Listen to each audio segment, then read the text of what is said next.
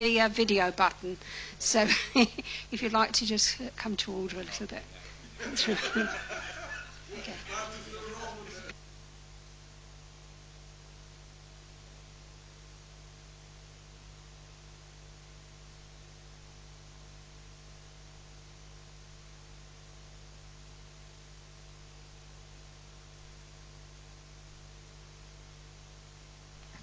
Good afternoon. Thank you very much for your attendance and members of the public as well. James, did you need to say anything first? Or? No? Okay, we'll crack on. Apologies for non-attendance. We've got apologies from Mr. David Aarons and from Councillors Anna King and Phil Larratt from Northampton Borough Council.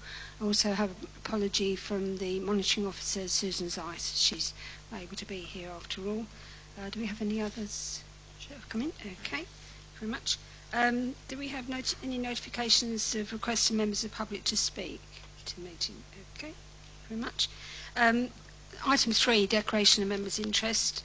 I won't read the whole thing out, but as members know, if they have an interest on any item, they must disclose it, particularly any non-statutory disclosable interest or disclosable pecuniary interest.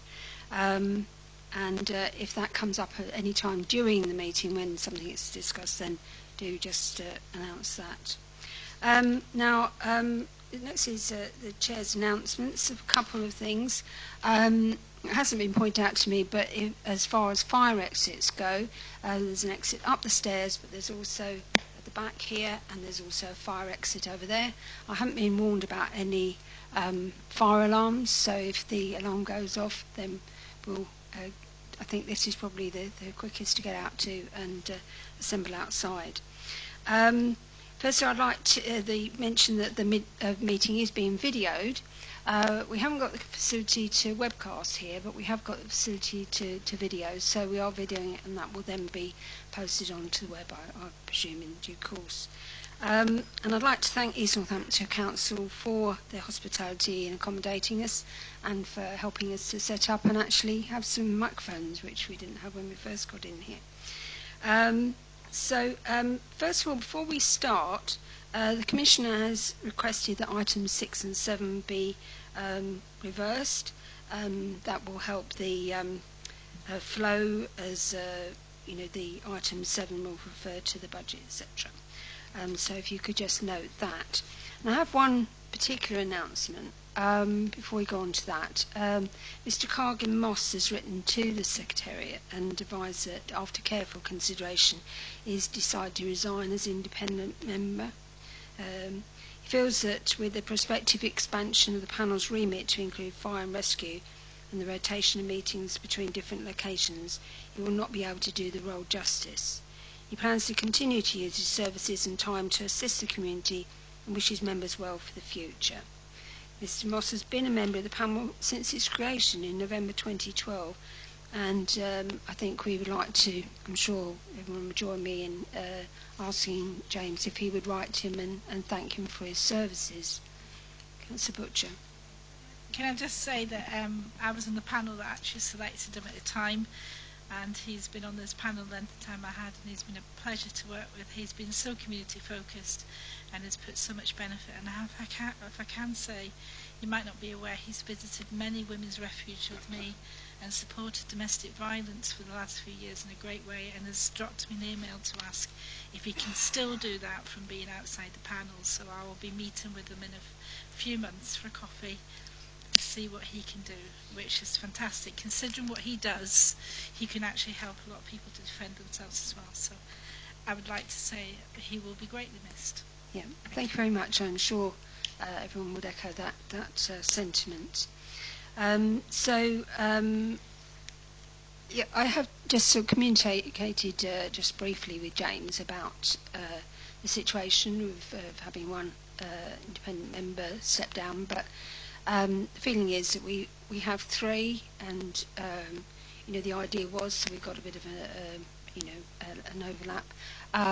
We're now obviously down to 2, but I think you'll join me in that we don't really need to go to interviews at this moment, especially in view of the fact of the fire rescue, and that may change our focus, it may change the hours and things like that.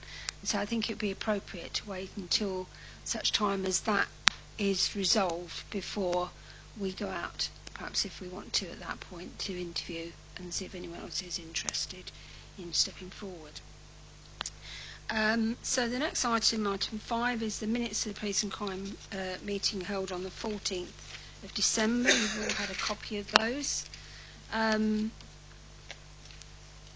It was useful to, item was resolved on page 6, that we received the risk registers, but we only got them yesterday, so I think general opinion is we haven't had a chance to really digest those at the moment, but we really would appreciate having those as perhaps a regular thing. And as we mentioned, I'm sure maybe someone else might say a bit about this, but I'm not sure, I didn't look at it in detail, whether there was red, amber, green on it, but I think that would be really useful if they were, and perhaps presented in such a way as it was sort of easy to see, well, these are the green, these are the amber, these are red. And obviously we'll keep a watching brief on them then, and I'm sure you will as well, Commissioner. Mrs. Yes, I was asking, well, actually, I'm asking you, Stephen, in future, when you present this information, will it be possible when you're in your spreadsheet to filter like all the reds and all the amber and all the green, so like that we can focus, on the problem area, as opposed to have, information that provide everything, but it's all, mixed up.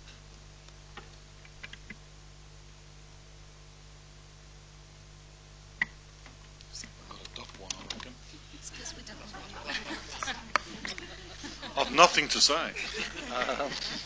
I'm sitting there. Look, two bits, yes. The first thing I'd kind of say is, look, we're going to be updating our software. The actual presentation of it isn't the best, to say the least. We inherited a system that is less than desirable, potentially also with the governance change also for fire. We'd want to put them in a kind of a standardised format. It is worth kind of noting, and it's not meant to be defensive, but the reason for providing is to kind of give you insurance in terms of questions. And actually we do need to continue to kind of work together, because the legislation actually kind of says I don't even have to share it, and I don't mean that in a defensive way, because actually we want to over communicate with you, and I'm quite happy for you also to ask us questions. So if you like, I'm happy to go beyond what the legislation says, but I'm hoping that we don't spend a whole meeting going through the risk register, I suppose is what I'm saying. All right. So and particularly as we've just won for the first time ever in Northamptonshire OPCC, and particularly thank you to Stuart, who did a lot of work on it on my side.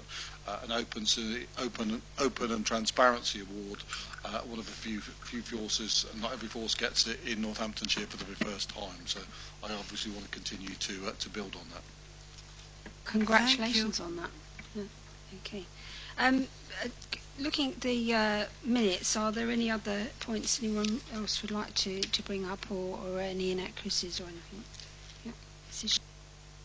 Yes, as you know, Stephen, the precept is at my heart, So I have looked, actually, it's a fantastic job you've done. And for balancing the budget, that's what I like to hear, you see, balancing the budget. Mrs. Sheila, I think we'll get on to the precept on the next okay, item. The precept, okay, yeah. I'll come back to next one. The precept. Yes, I think the percentage for the council tax that you have asked. Mrs. Shields, that's the next item on the agenda. Oh, sorry. Okay. Sorry to cut you short, but let's finish with this one first. Mary.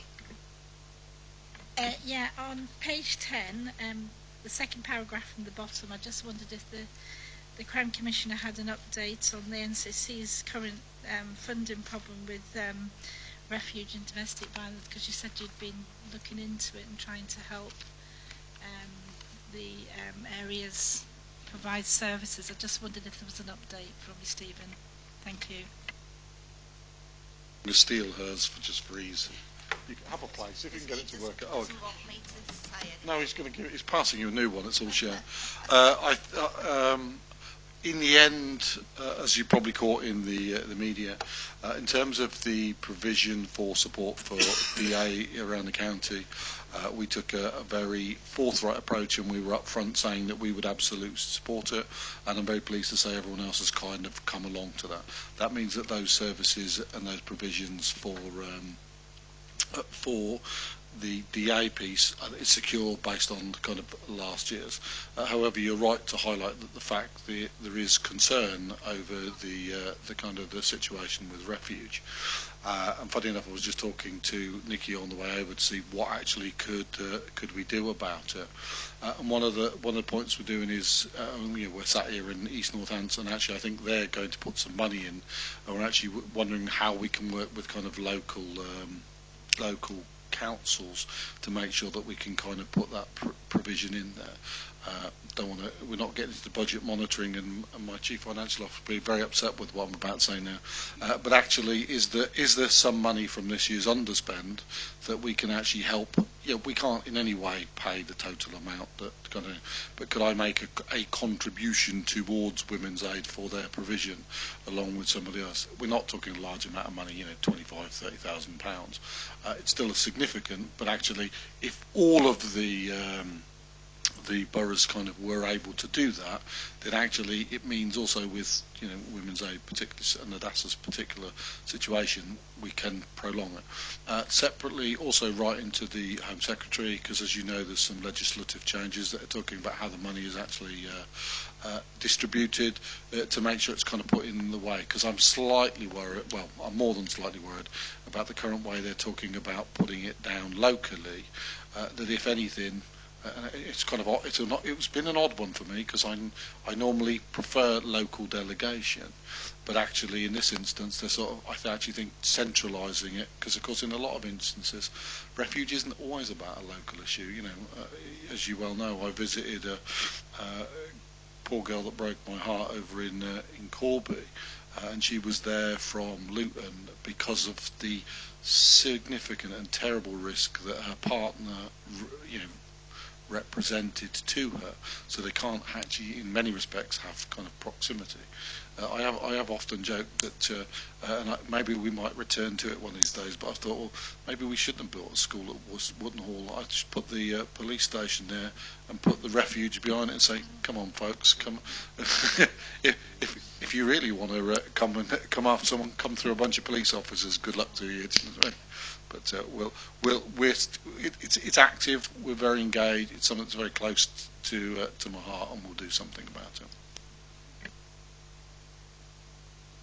First of all, thank you for that, because there is a grave concern, and as you know, this is my massive baby, and I'm really concerned. And I'm concerned at the fact is that they may be stopping the women in there using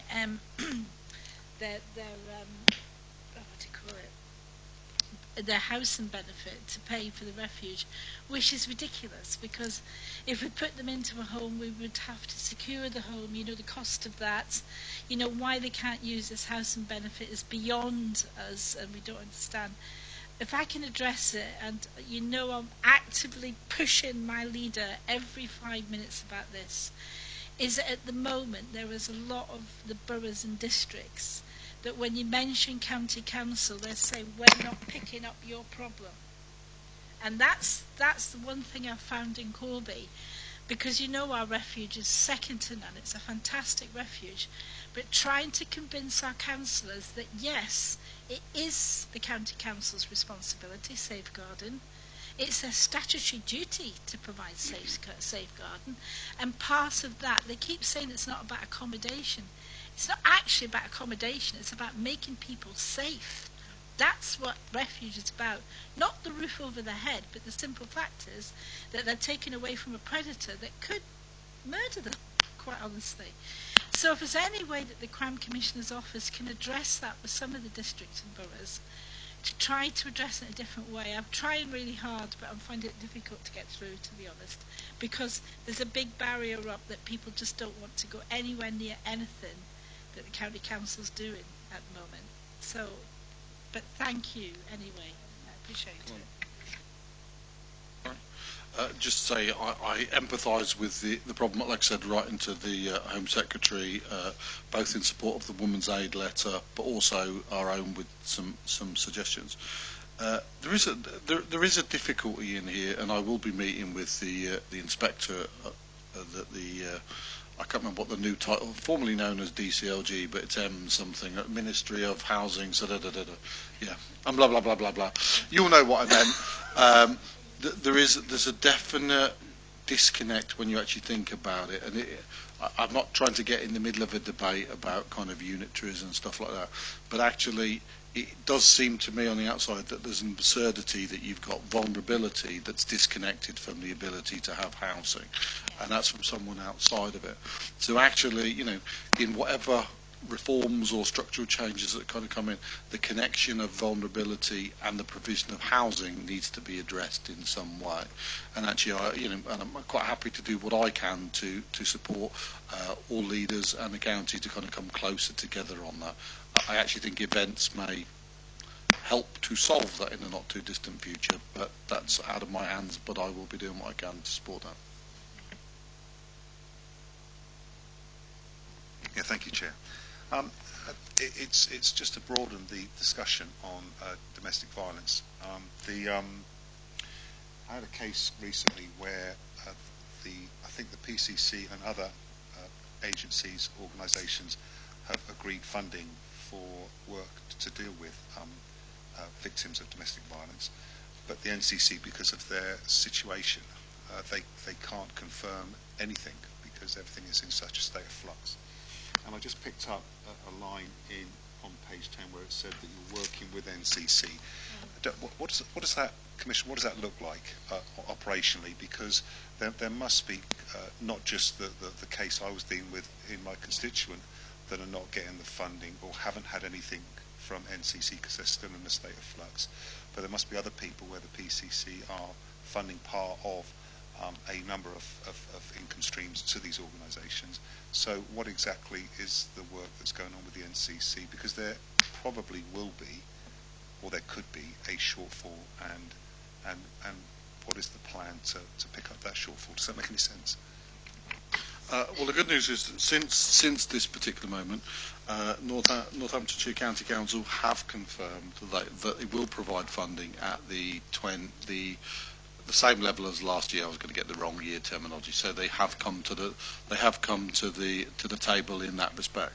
So if you like, that one is mitigated. They have stepped up and recognised their responsibilities in that area. Yes. So as I said there, that one at the same level of last year.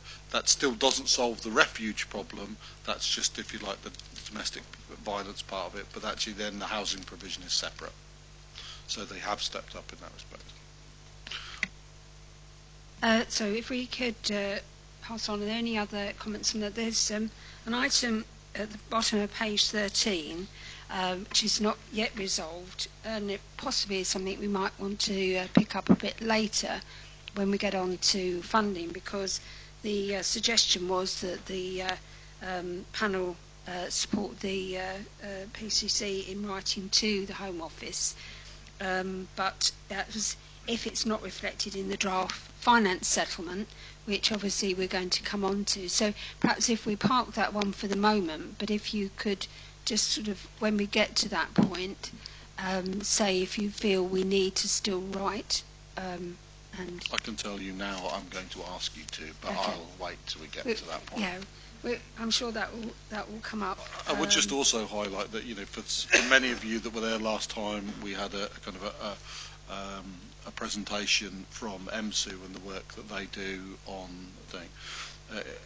No one could have imagined, but a couple of days later that we needed to call on their resources for the death and subsequent.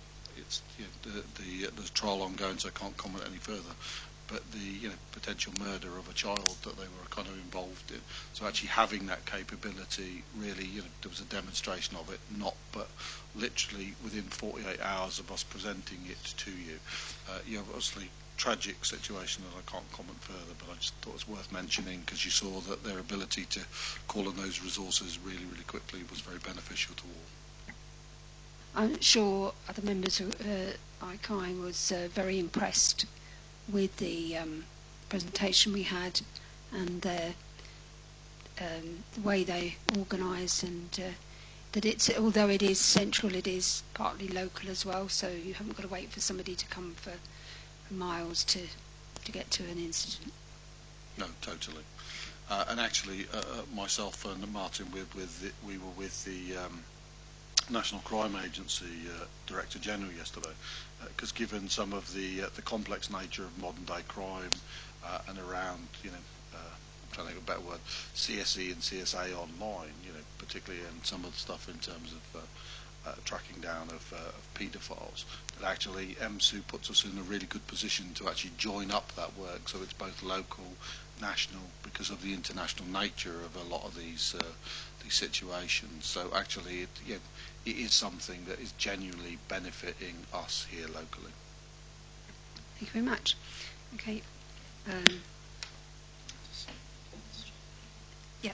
Okay. So is it your wish that I sign those minutes? Okay.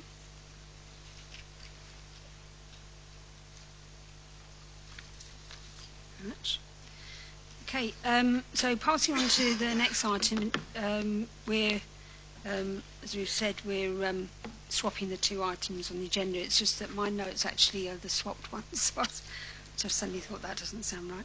So the next item is the update on police and crime matters, and we're over to the PCC to give a presentation on making Northamptonshire safer, the budget process 2018-19, operation requirements context. And I think if you turn got around, a presentation, James, if everything works, it's going to appear behind you, so you might want to. Yeah. We do have a little printed bit. Oh, it's coming. I can see it vaguely. Kind of. You need to turn the lights on. I think having been questioned here previously, if you like, they'll say, "You haven't got a clicker, have you?" Okay. Yeah, okay. Either that or it's going to send Stuart. Should have brought the clicker and got one.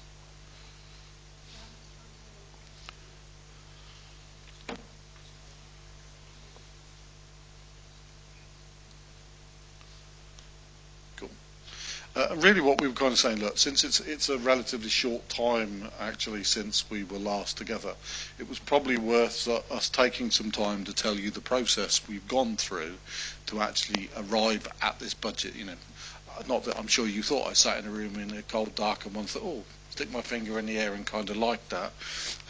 And I know, Anita, I want to give you confidence that we didn't sit in the room there and come up in that way. So I thought it was particularly useful.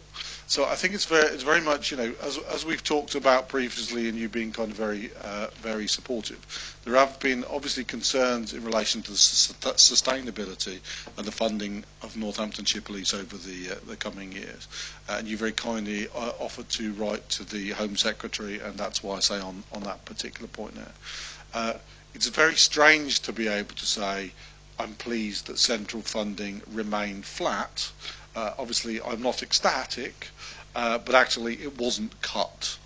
And that sounds like a small but important point. We've obviously been campaigning locally, MPs, councillors have all helped on that, and continue to apply pressure on central government to make sure that we continue to get a fairer funding settlement. We don't get that. The current term of the medium-term financial plan over the next couple of years does not foresee a change in the funding formula from the centre. That doesn't mean it's not going to happen, but actually I think what's more likely to happen, and some of this, by the way, is my personal opinion, speculation, is that I actually think we'll get a comprehensive spending review post-Brexit So I think towards the back end of next year, I think we'll actually see something kind of come forth where they will then look at it.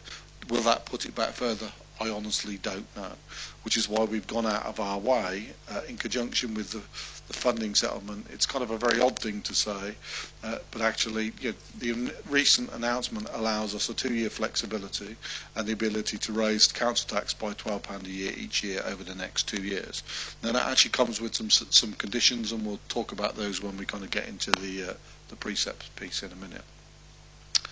So one of the things is we do, like I said, first of all, you want to hear, at the end of the day, we are a public service and we're paid for by the public, and we take that very, very seriously. I think I've talked to you previously, I'm a Capricorn, so I'm tight-fisted in the first place. So we need to make sure that every penny that we're given is spent wisely. And I would like to tell you that has always been the case. As has probably been demonstrated recently, I can demonstrate that that's not the case. Money has not been spent as well as it could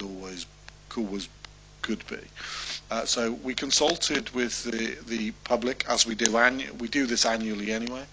We've had over 1,300 responses, and over 61% agreed to an increase in excess of 19 pence a week. So the £1 a month. I don't want 19p a week. It's just making it more common. £1 a month is what we're talking about. And actually, if you actually dig further in the statistics, as Helen was reminding me earlier, actually it's actually 81% agreed to the bit over, because there was a further 21 who agreed at 2% in terms of the increase. So Northamptonshire Police, whilst it's not perfect, and let's be very clear, it is on a journey. And is definitely improving. It is not where I would want to see it be. It is not where the Chief Constable would want to see it be. But actually progress is being made. But one of the things that's really important, it does enjoy, for the most part, the confidence of the public.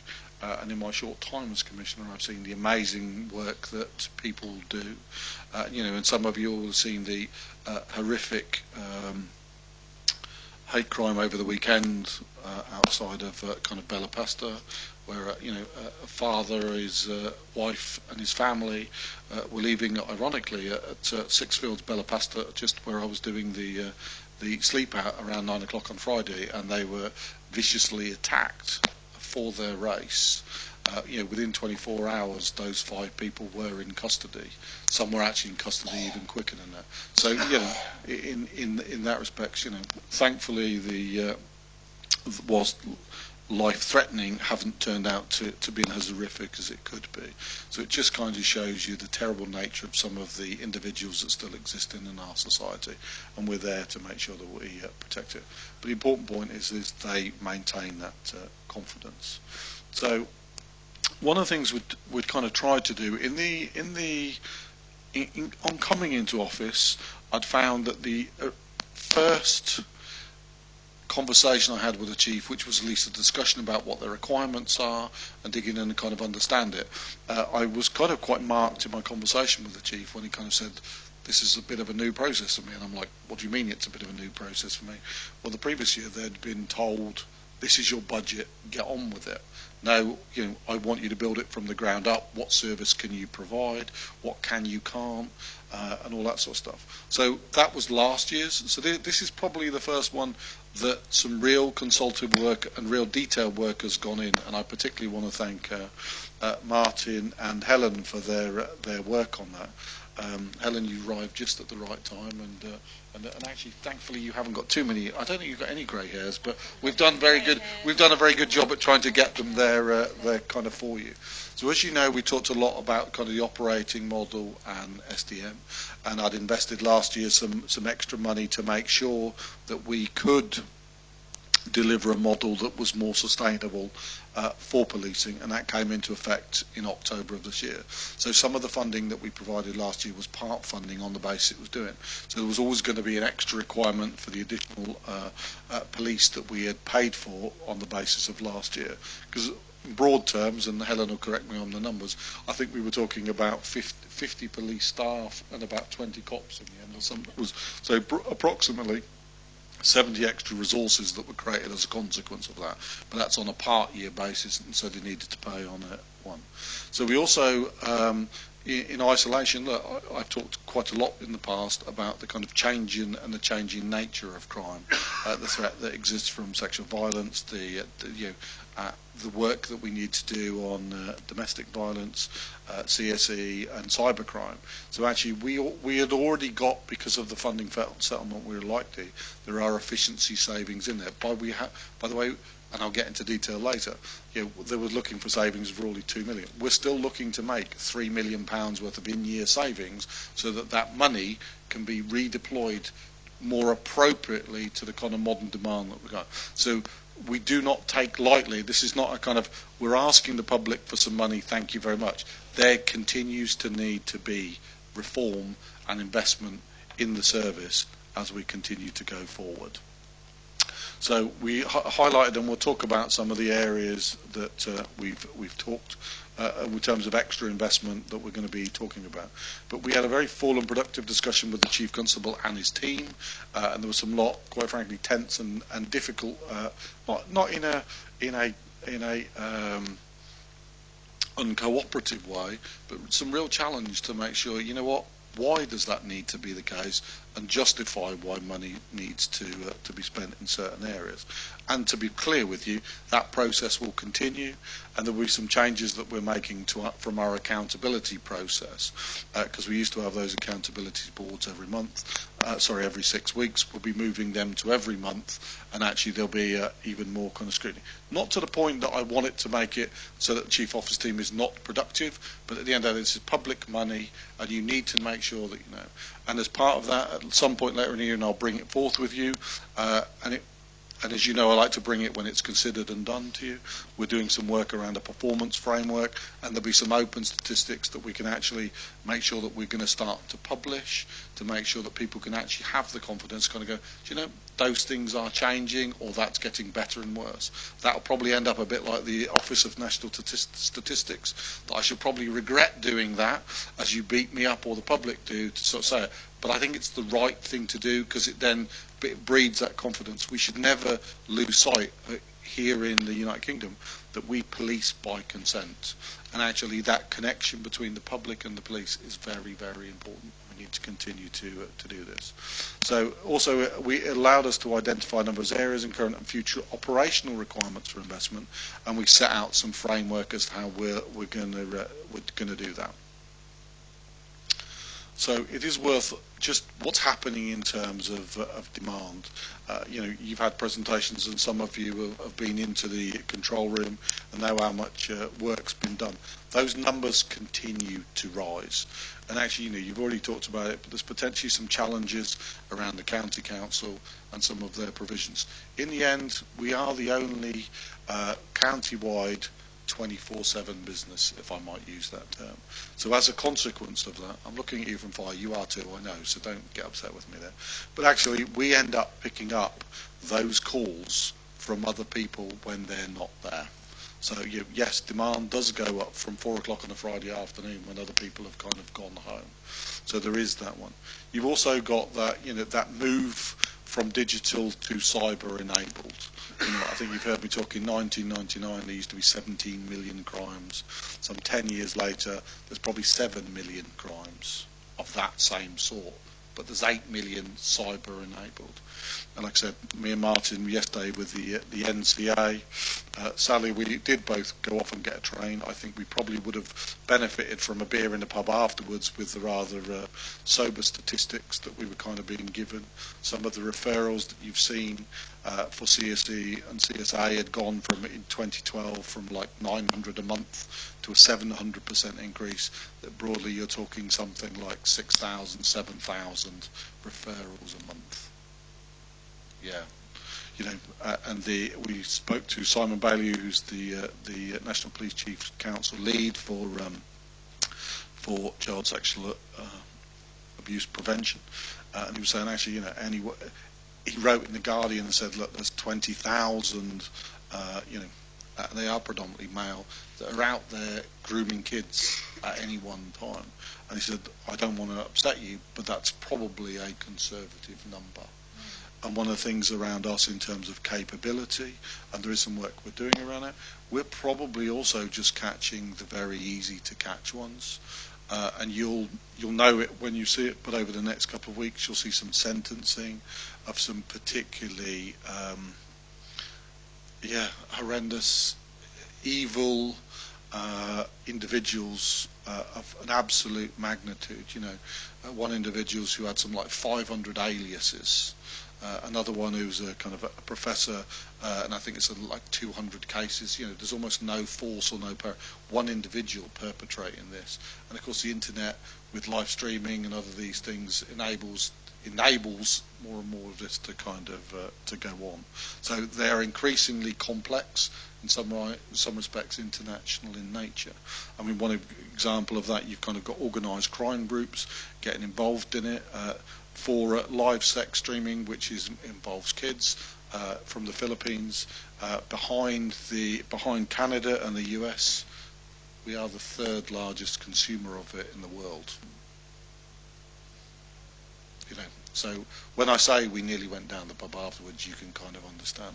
I think, and I've said to you many times, this is an absolute privilege to this job, but at times it's the amazing jobs, but there's other times it really is not, So we've obviously got some, we talked about it previously, you've got some amazing officers out there and police who are doing really, really difficult jobs, who deserve pay rises, and it's always a kind of thing. But those are decided nationally, and then are funded locally, so they're in there. There are obviously suppliers and services inflation. We've just been retendering one of the contracts that I probably can't talk about because we've not awarded it yet. But actually, there's some quite, particularly around mental health, and actually even through the process, it's quite clearly some significant, because demand is going up, there's an extra cost that kind of comes with that. We've got the IT program upgrades, and they will bring with it efficiency. So some of the things that were in our capital program, we're going to make sure that we do. There's kind of two key tests that we set for every penny that we're going to, every new penny that we get and that we're going to spend going forward. Is it has to do one of two things. One, it has to reduce demand in the long term, or it has to make it that we can deal with our current demand in a more efficient way. If it doesn't meet those two tests, then we should not be spending it. So, but we've got things like the airwave replacement. So, on a positive note, across the whole of policing, it's called EMCP. It's essentially a move from analog radio to digital radio, and that brings with it some significant improvements. I'm not personally certain that they're going to be relative to the. I'm looking at my fire colleague over there. The cost of it potentially could run into tens of millions because the national programme is late now, and there's some lack of clarity about where that money is actually going to come from. Will it be top sliced from policing next year, or will it actually be, in terms of central government? We're not certain yet. So when I talk about it, there is quite a lot of uncertainty as we look at the situation in front of us. So, of course, please feel free to.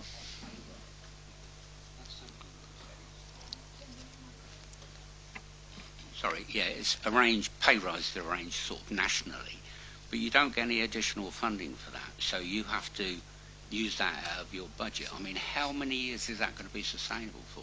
If you get a 1% increase in salary year on year, it's a big dent in your budget, isn't it? Oh, go on. We have assumed in our medium-term plan a 2% increase year on year, so that does assume 2%. Only the NHS pay, I think, is protected in that way, that additional funding would be given. With the lifting of the public sector pay cap, particularly this year, it's quite an uncertain place to be. We've budgeted on 2%. We can afford 2%. We can't afford more. No, every 1% is approximately £1 million. It's a lot of money, and of course that's every single year. So it's something we'll keep our eye on. Yeah, and of course once that happens, it then goes in the base. Just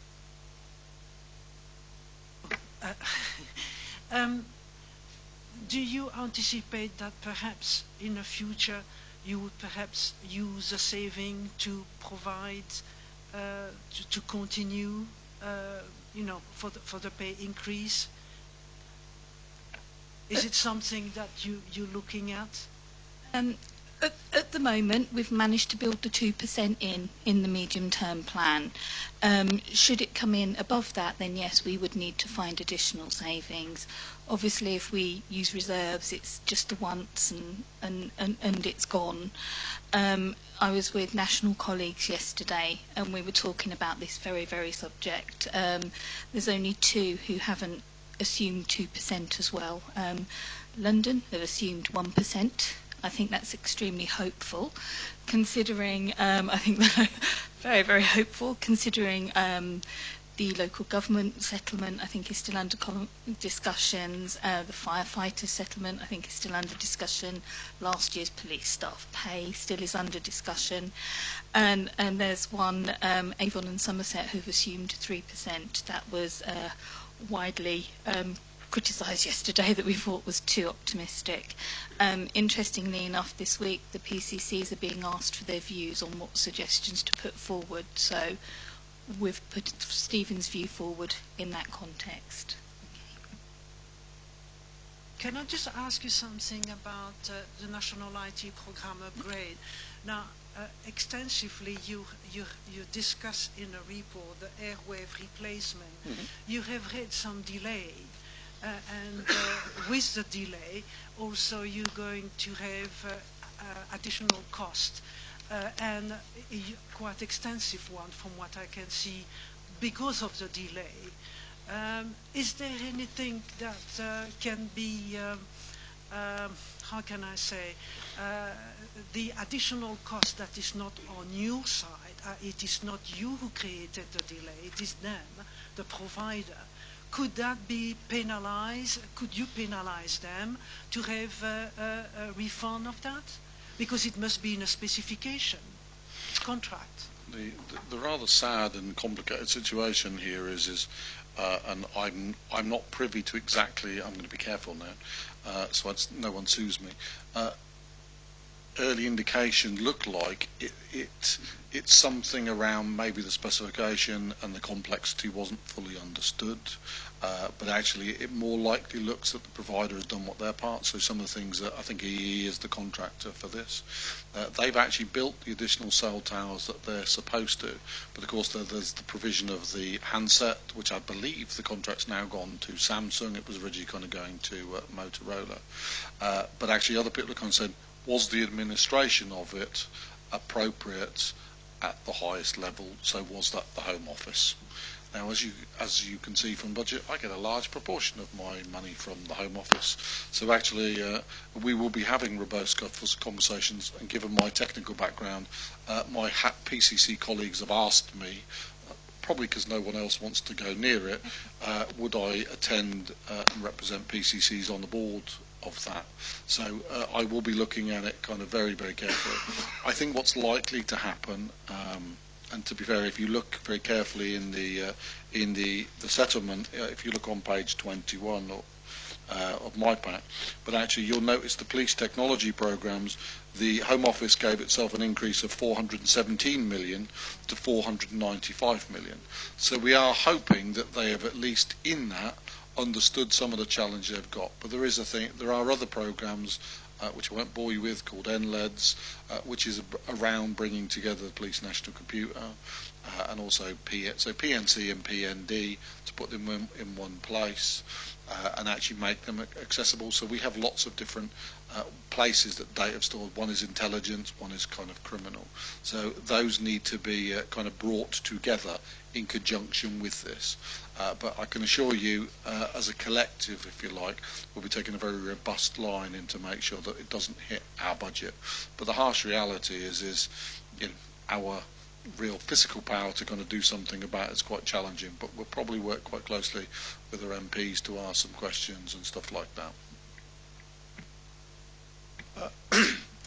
So from an operational context, Offender management and early interventions, as I mentioned earlier, it really has to meet those kind of key tests to make sure what can we do to stop it happening. And it really isn't simple. Some of you will have heard me say, I've talked about our youth offending service. 46% of our perpetrators were victims in the previous 12 months. So actually we need to make sure that we kind of join up our offender management and our early intervention. And as you'll see in terms of the expense report there, we've been very careful to not spend our money too quickly. I know it might sound like an odd thing. One of the things I wanted to try and make sure I did was send a message both to the force and to my own office. If you don't spend it, it doesn't mean you lose it. I would rather carry it over and you spend it on something proper than spend it so that you can get more money next year. And a good example of that, much as, and I probably don't want to say this out in public, but for Nikki, our Director of Early Intervention, myself and Martin have applied lots of pressure for her to spend that money because we want to get going on activity. But at the same time, we don't want it to be spent on the wrong thing. And that's been slightly more challenging, as you know, with some of the challenges around the uncertainty of the county council and the money that we kind of spend there. But of course, as we catch more sex offenders, then there's also a higher requirement to monitor them in the community. So we have a significant presence in terms of, as does everybody, in the community. Once you've caught them, they need monitoring, the Mossova team.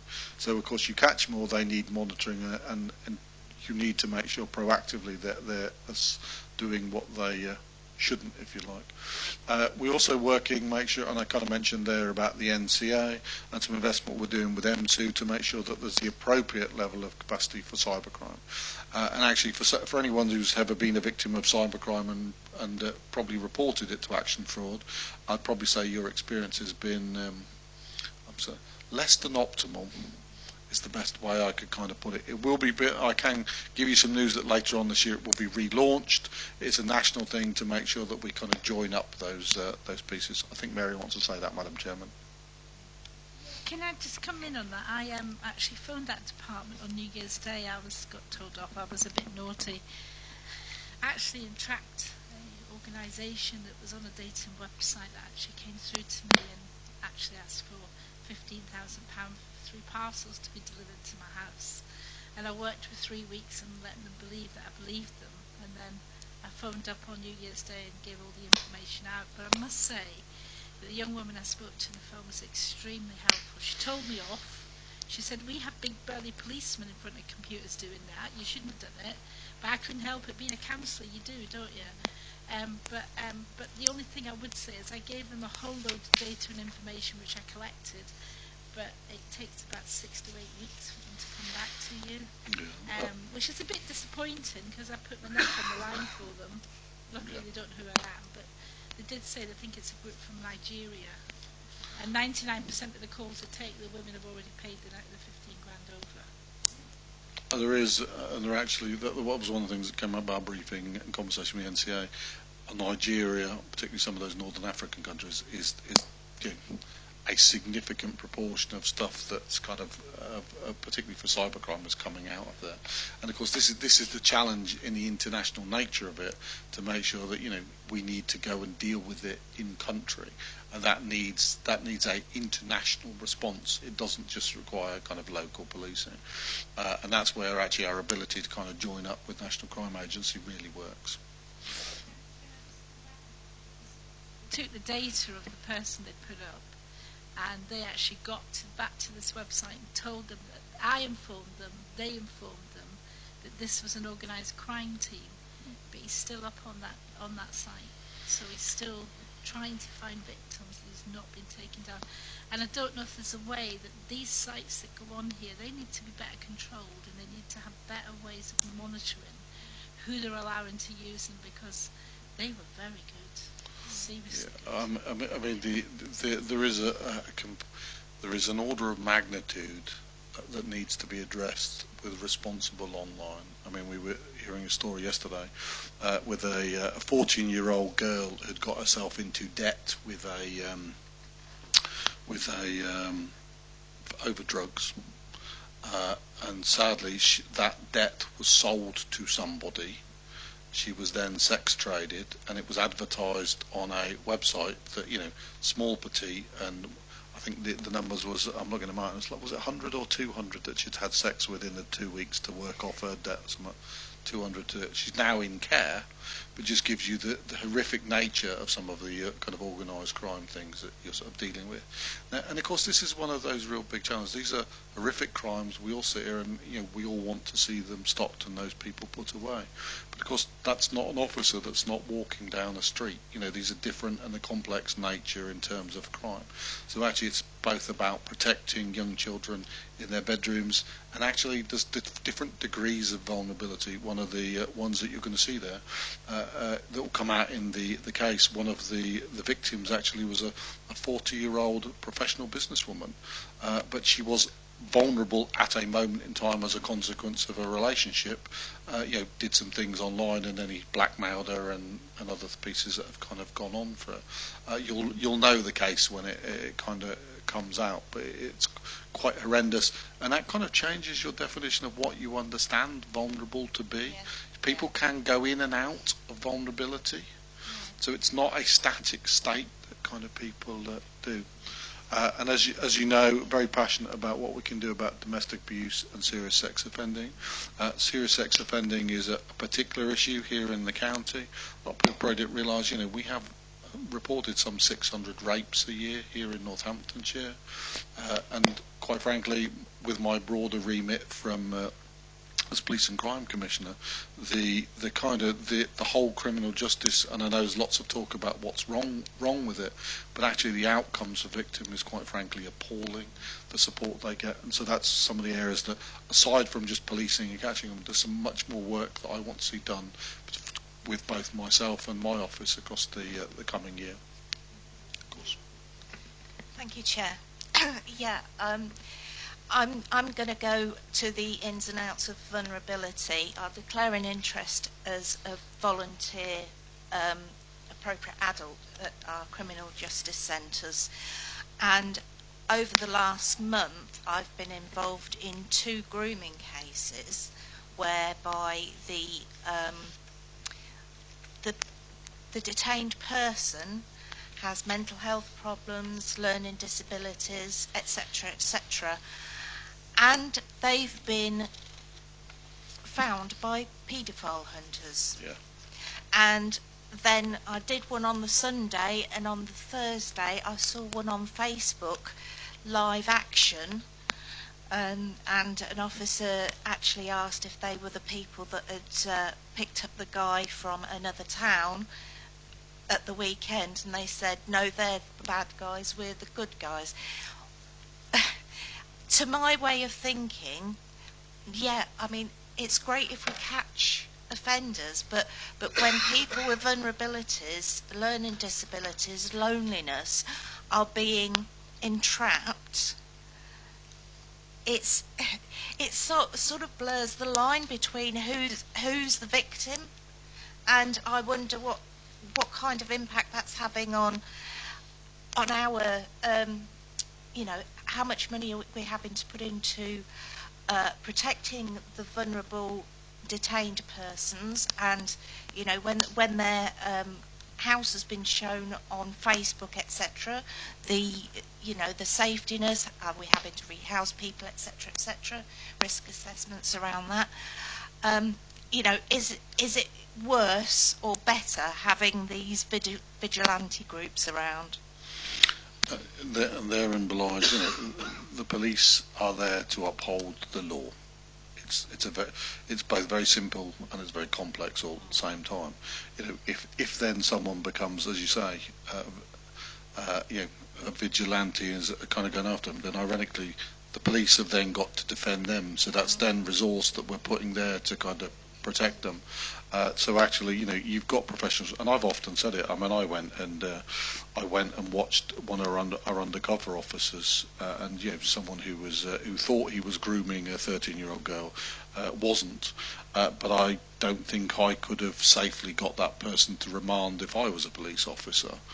But actually, that's something they must do. We are asking a lot of them to make sure that they're professional, even when someone you know is that evil or that terrible. The law needs to be kind of upheld. Can I just say on that case, because there was one posted across the Facebook, it's a guy outside the Corby pub, and the vigilante group went for him, and I looked and I thought, well, that's it now. You're not going to be able to take you to court and find you guilty of anything because you've just jeopardised the old case. Yes. If that was to go in front of a judge and say, well, this was on all over and so many thousands of people watched it, how can you take me to court? So they're actually doing more harm than good, because not only they're putting themselves at risk, they're putting the general public at risk that could have been in that pub, and they're actually maybe stopping somebody that is guilty of somebody getting off the streets. Yeah, so totally. I think that's just a bad way to deal with it. I'm just watching my chief executive make it fun for me as he's playing around with the slide up there.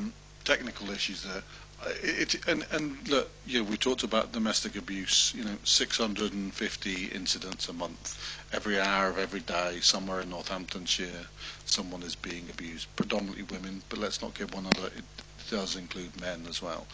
And the propensity of children to be in those households, that they will then create damaged individuals, that then will go on to have mental health issues, that will then go on to be criminals, victims, and all of those sort of things. And we continue to perpetrate. I mean, one of the good things, it's very easy to kind of get pessimistic, but actually through the Health and Wellbeing Board, and in conjunction with the County Council, with the CCGs, the Adverse Childhood Experiences, there's some really good work being done. And is it at the pace I would want? No, but actually we are an ACE-aware county, and we're going to work together to make sure that we address some of those issues, because the life outcomes for these people will be truly transformed. If I might carry on with the operational demand, but I think Richard wants to make a point. Sorry, Madam Chairman. Yes, thank you, Chair. Yeah, it was just this point on vigilantes, and that does concern me, because is that a reflection with regard to the public's trust and confidence in the enforcement agencies?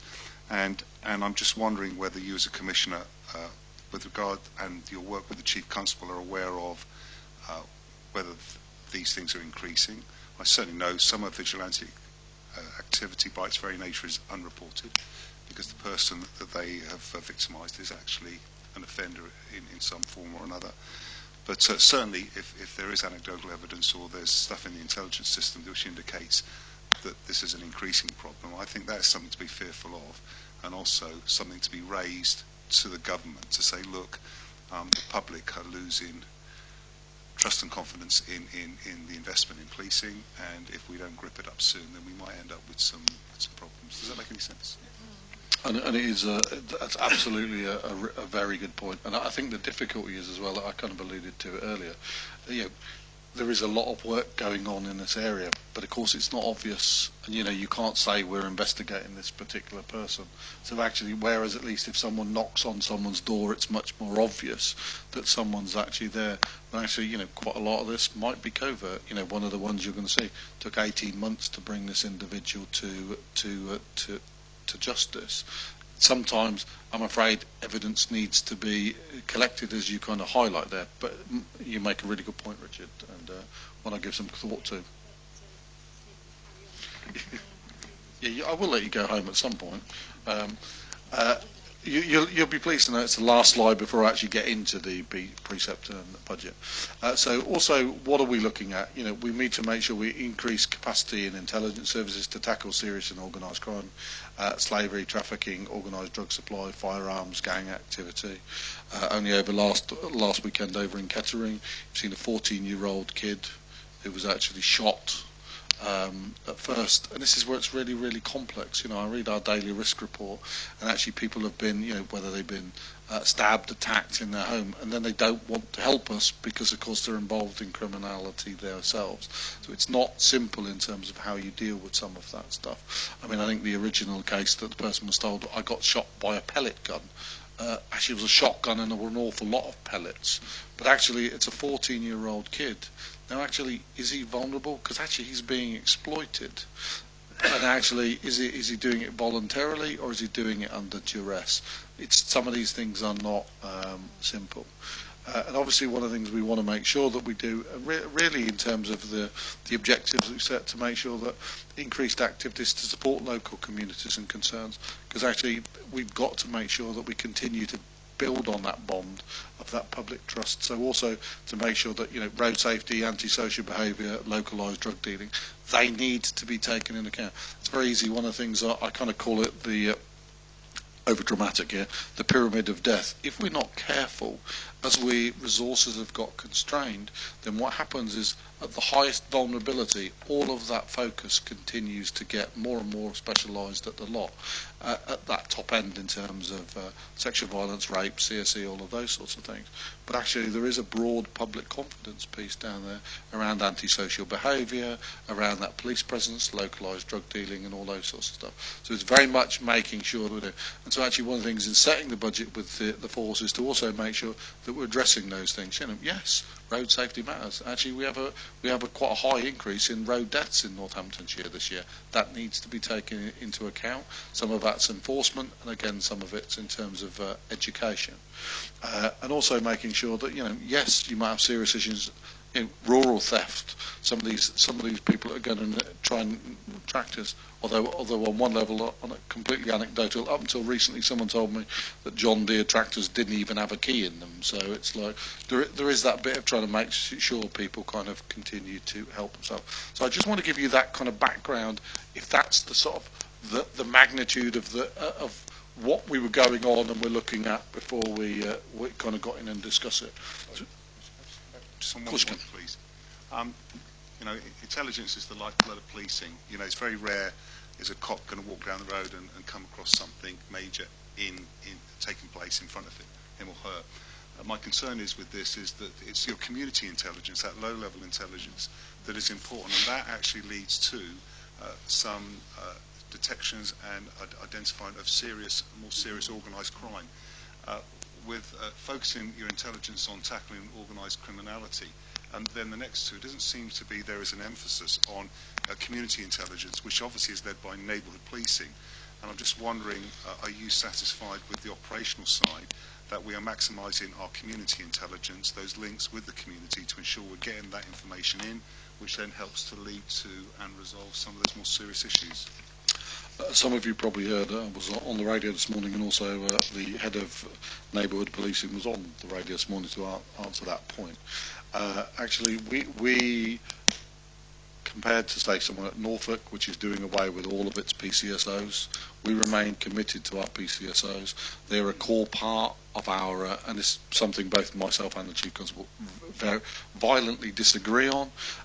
Violently agree. Sorry, I didn't mean, Freudian slip there, I apologise. We violently agree that actually exactly that point, Richard, that neighbourhood endorsement, that intelligence from the public is really, really important. And actually continue to make sure that, and some of you will have seen by popular demand, we've also created the sponsor a PCSO in your areas, particularly some of the rural ones, because they haven't got the same level of crime, but they want that reassurance, and they've got different road safety concerns and antisocial behaviour. So we are expecting our establishment of PCSO goes from something like 82 to over 100, and we're also working on stuff with the university in areas like that. So we're genuinely looking at what ways we can do to do it. One of the key things about the new operating model, which you and I met quite recently, the implementation is not there yet. We're below establishment, and we are not at the point we need to be, and I can talk about that in a minute. But actually, we need to make sure there's a comprehensive people that are out there day in, day out in the communities that people see them. Now the problem is you've still only ever got 2,000 individuals protecting 750,000, just to put the magnitude of what we're actually talking about. So by definition, at best at any one time it's 1 to 1,000 people. So they're always going to go where the more challenges are, which is why we brought in, and we were asked for it. We actually said we would just do 12 in the first year. We have more than 12 that want to sponsor a PSCSO in their area. So that's why I say I know we're going to have more than 100. But the whole point of the new operating model, and that's not the core of just neighbourhood policing, because you've got got response, and you know this more than myself, Richard, that you've got those neighbourhood intelligence, the PCSOs that are there on the ground, problem solving.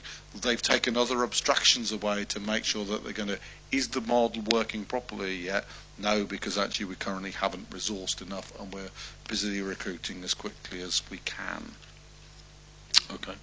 Mary, I think you wanted to come in. To say that one of the great ways that we do neighbourhood policing is working with the boroughs and districts, and we have a really good team in Corby that works very closely with your PCSOs and ordinary police. In fact, they're based on the same floor.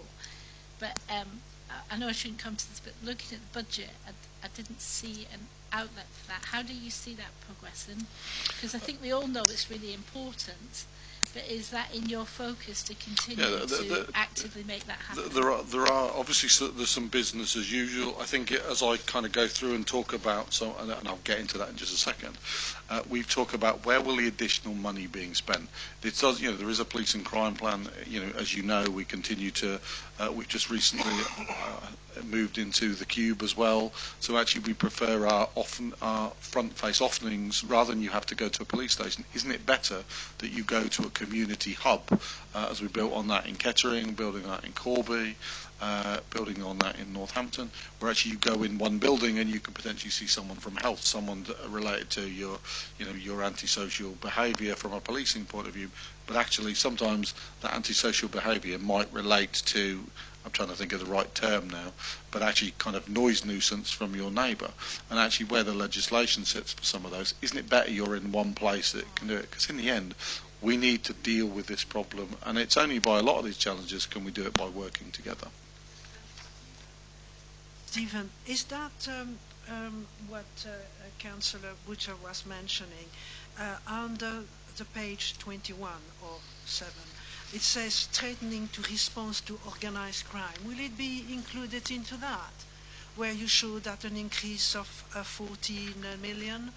Which page are you looking at? Page 21, where it says top slice. So that's the government, where the government top slices it. So they took the total amount, and you mean the special grant, so they've got suspension in response to serious and organised crime. That's the kind of money that would go into what they call the ROCU, the Regional Organised Crime Unit.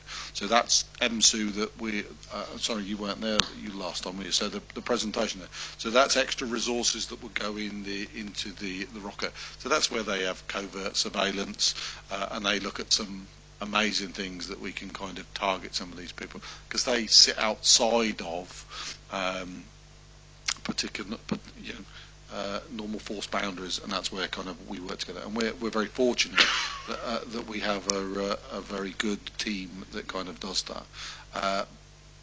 And it is kind of ironic, because I think someone sort of said, a lot more people died from serious and organised crime in the United Kingdom last year than they did from terrorism.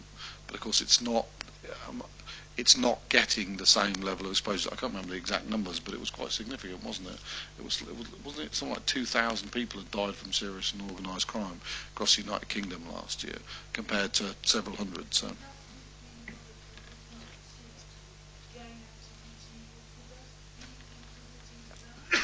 Yes, absolutely.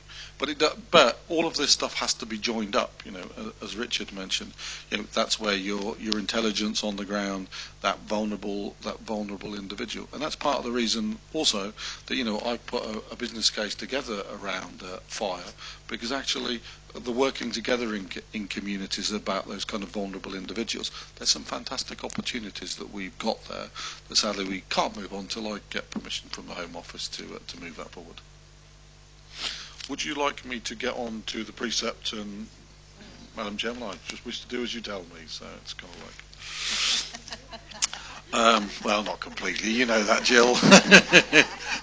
I say it with a little gleam in my eye. So first of all, I really want to... I'm very proud of the work that's gone into this precept. And the reason I say that is in the conversations we've had with the force to make sure... now that we've kind of got the detail, and some of it's both my own experience, that we've been very robust with the force to make sure that it's the public's priorities that need to be taken into account. Because at the end of the day, the public pay for policing, I'm not touching anything, but it seems has got a thing to it. To make sure they're kind of taken into account. As you know, we've lobbied very hard with central government around the kind of change in demand. And there are some positive steps in there. In the past, even though we were one of the fastest growing counties, we were actually penalised for that in our funding settlement. I commend the government. It sticks in my throat a bit, that one, but anyway, commend the government for letting us keep the growth from that. It's funny, isn't it? You kind of get, but actually, you bloody well should, because actually our demand's going to go up because we've got more individuals to protect and police, and actually you're not letting us do that, because actually, that generally is, I think it's 2.3% growth this year, isn't it, in terms of people? Which of course is money that's welcome as opposed to some of the others. So whilst more money for counter-terrorism and public protection is welcome, it's kind of disappointed that we were told to expect flat cash this year and next. And against the backdrop, pay rises will still be decided nationally, and that the other pressures that will continue to go. So, to be very explicit, I'm not satisfied with the budget allocation, and I very much welcome the panel's support in lobbying to do that. The good thing, however, working with my team, the Chief Constable, we're able, on the basis of the £1 a month or £12 a year, and I'm quite comfortable that we can meet the criteria to be allowed to do that 2 years in a row. And I don't take any joy in charging the people of Northamptonshire any more money, but I genuinely believe that £1 a month extra is genuinely good value for money, but it does really help us to make a significant difference, because one of the challenges that Northamptonshire Police has had around performance is the lack of availability in terms of resources. It's still, do I think that that's enough? And I don't mean that as I'm trying to just always ask for more money. No, I think it's appropriate that we get our fair share, because you know what, some of the old funding formula talks about bars per square mile and stuff like that. To be honest, a young kid, and we were talking about yesterday, or some autistic child that had actually was a fantastic hacker, and they were actually saying what he'd done it. I was like, they should hire him, not prosecute him myself. Do you know what I mean? Train him and get him to stop it. Crime can occur anywhere these days. It's not, there's an issue called county lines, which is where they kind of cuckoo into some vulnerable person's house and then run drugs from it using mobile phones. Now, of course, ironically, because there's such a presence in the Birminghams and the Londons, well, actually, of course, there are more fertile markets out here, because actually there's less competition. So actually there is work that needs to be done. So it is really absolutely right that we continue to apply pressure to the government. And in short, it's quite naughty, really, that's the politest way I can put it, that the government kind of, expects us to make up the funding shortfall from local residents. Now, like I said, I'm not happy about where we are, but I just draw that kind of to your attention. The burden on the public here in Northamptonshire is higher as a consequence of that inappropriate settlement that we get. However, I think most of us, including myself as a resident and taxpayer, would rather pay that a little bit more to make sure our children and families are safe, and that's why, with a degree of confidence, kind of bring this forward. We did look very carefully, and like I said, we'll get into some of the detail. We've asked the force to make sure it's saving money so it can right-size itself for the future, because that's very important, that it's not kind of go, oh, we've got a slightly better settlement that we can expect. We actually take the pressure off making sure that we reform, and we'll talk about some of those. So it was after careful consideration then that I have put before you the £1 around the a Band D property for both. And obviously I'm only talking about this year, but I'm also signalling my intent in the medium-term financial plan, as you can see there, to actually say that it's probably a 2-year settlement. And there are some criteria that the Home Office have asked us to do, and the core of the plan needs to talk about procurement and shared services. Some of you know there's 2 things in that area. We in conjunction with Cheshire formed an organisation called multi-forward shared services. If it's not making Helen's hair grey, I'm losing mine over it. It's not without its pain as we try and move it to a new cloud-based platform that delivers efficiency, payroll, and those sort of stuff to policing. But these are not easy. And obviously, get this right, it's something we can roll on we'll get you out of LGSS. She knows who I'm talking to. We'll get you and into MFSS, but we won't do that until we fixed it first, all right? That we're working in that area. Also, I'm going to talk a little bit about our work on mobile and digital. I did say it's got to do two things. One, it has to either reduce demand in the long term and or make sure that we're more efficiently going to deal with that. And we've got some very good work we're doing in that area. And then also you'll notice the transparency around the effective use of resource. We already publish our strategy, so some of the things they're already asking us to do, we already do. And I think we have a good story. Thank you, Chairman. And I've kept my powders dry because my voice is struggling for about the 5th week running. And apologies, Commissioner, if this covers some points that were raised earlier, but I didn't jump in, so this is a bit of everything here. But not only am I concerned about the increase in crime in Wellingborough at the moment, but it's also in our rural locations, but about reputation, and that was mentioned earlier. And although it only gets a small 5 on page 27, it's actually highlighted in your report about looking at ways to improve confidence. Now, the Commission is aware that I'm extremely supportive of Northamptonshire Police and also the role of the Police and Crime Commissioner in this committee, but I'm also very concerned about this confidence and reputation of Northamptonshire Police. And in one village in particular, it's a village in my borough ward and also in my county council ward, and that is the village of Beaujert. I moved to in 2016, as it happened. Now, the village has suffered its fair share of crime of late. And local people, and this is something that Richard touched on earlier, local people warn each other of potential crime that has taken place and the threats of people, but also suspicious vehicles that are around the village. And this links into the concerns we had earlier about potential vigilante activity. But the reputation wasn't helped by one particular case in the village. It was about a 78-year-old resident who had suffered years of intimidation from a neighbour. She became widowed in December 2016, and I can only describe it as a hate campaign by a neighbour to her property and to visitors to her property that has gone on for over 12 months. She has been made to feel the guilty party about the way this was handled, and I'm really, really concerned about it. She's the victim, not the guilty party. When she goes out at night, she's always escorted home and is actually led safely into her own home.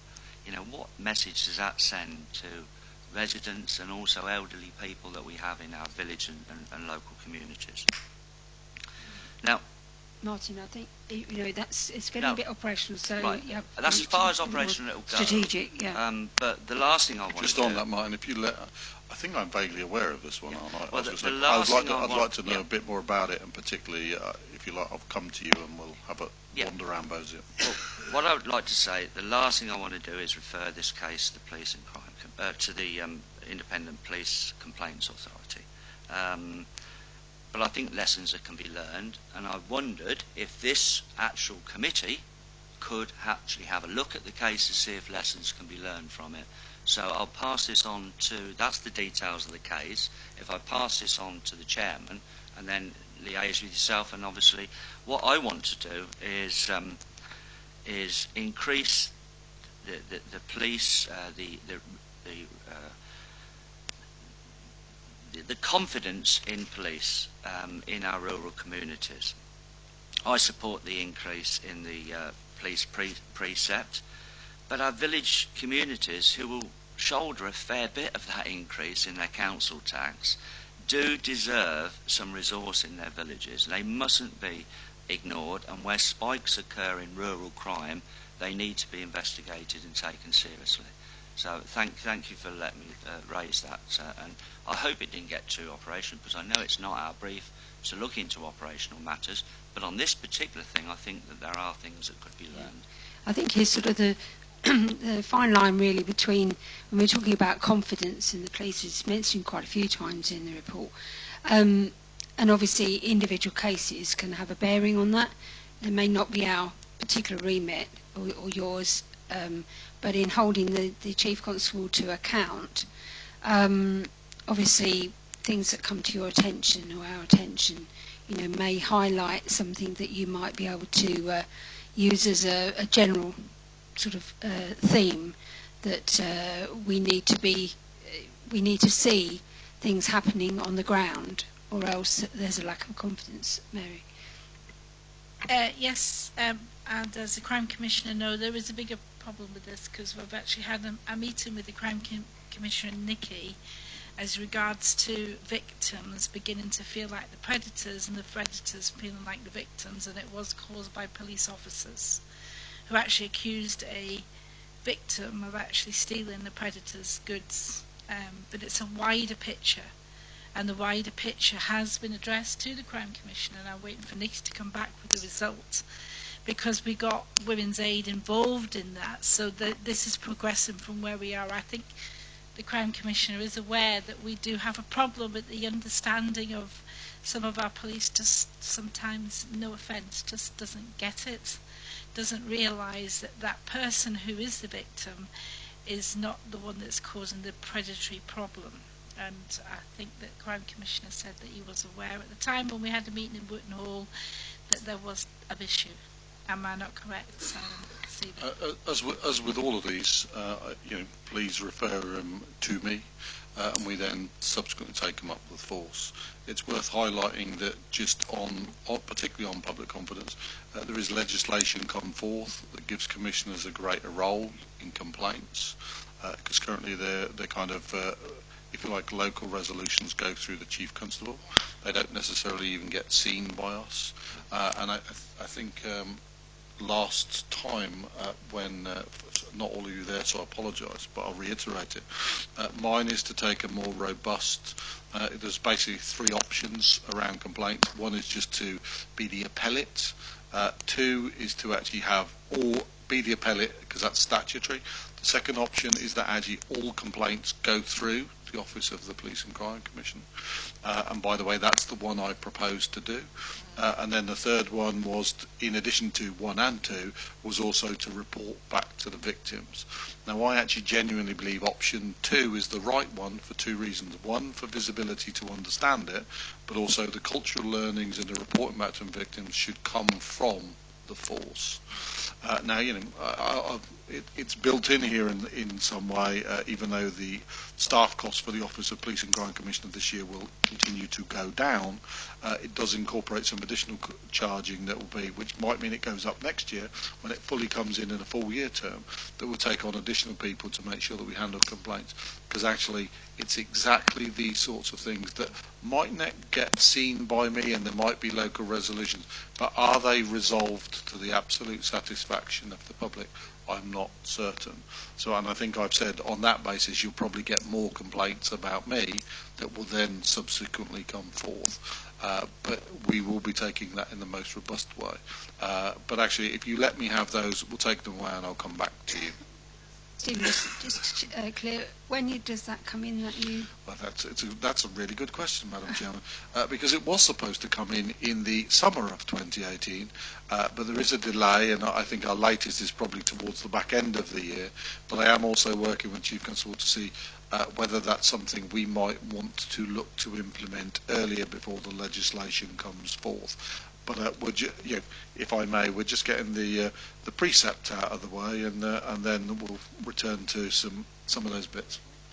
I hope I'm not going to be too contentious, but I would appreciate if we can actually get on and discuss the budget, this is the whole essence of this particular meeting, and we've spent quite a considerable amount of time, and I do appreciate that there's certain very important things that members want to discuss that are personal to their areas, but I think it would be advantageous to get on and discuss the budget. So we've done some of the background already, so if we can get on to the meat of it. Yeah.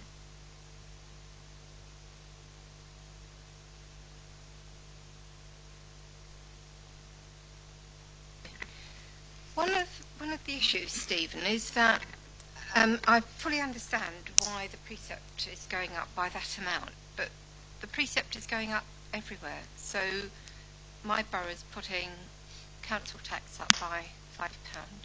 The county's putting it up by 6%. For some families, that's going to represent a huge hike in payments that they're making. And I think one of the issues is what people perceive as what they're getting back for their money. In an area where I'm a councillor, low-level crime and high-level crime is very interlocked, it seems to me. A lot of the low-level crime masks, or it allows, or it gives permission. It helps conceal higher. I'm doing a walkabout with you soon, and those are that's one of the things I want to kind of have a look at with you. And it really worries me, because I understand what you're saying about the shift in crime and how we need more office-based intelligence going on, looking at cybercrime and stuff like that.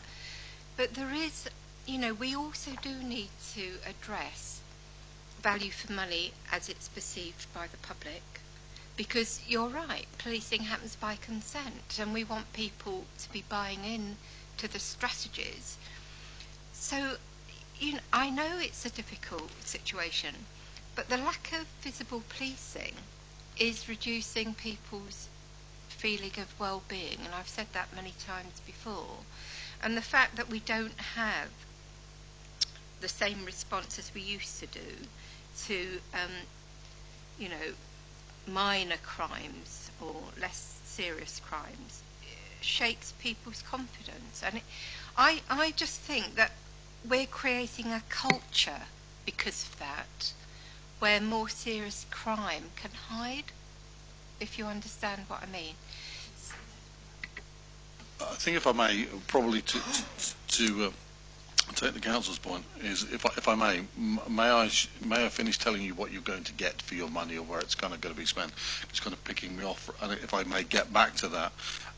So we made the proposal to build a sustainable budget for 2018, which not only maintains and safeguards policing, but prioritises some additional investment which either reduces demand, increases efficiency and or capacity, as I mentioned earlier.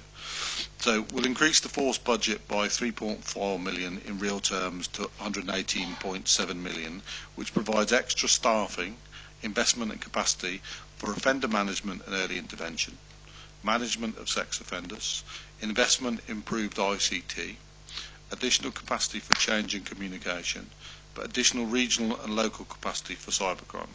We'll also ring-fence a further 1.25 million for investment in force priority areas around additional capacity to support domestic abuse and rape investigations, additional capacity and capability proactive intelligence resources, additional investment in information and ICT, but taking the point that everyone's saying there, additional support to improve public confidence, rurality, visibility, low-level drug dealing and antisocial behaviour.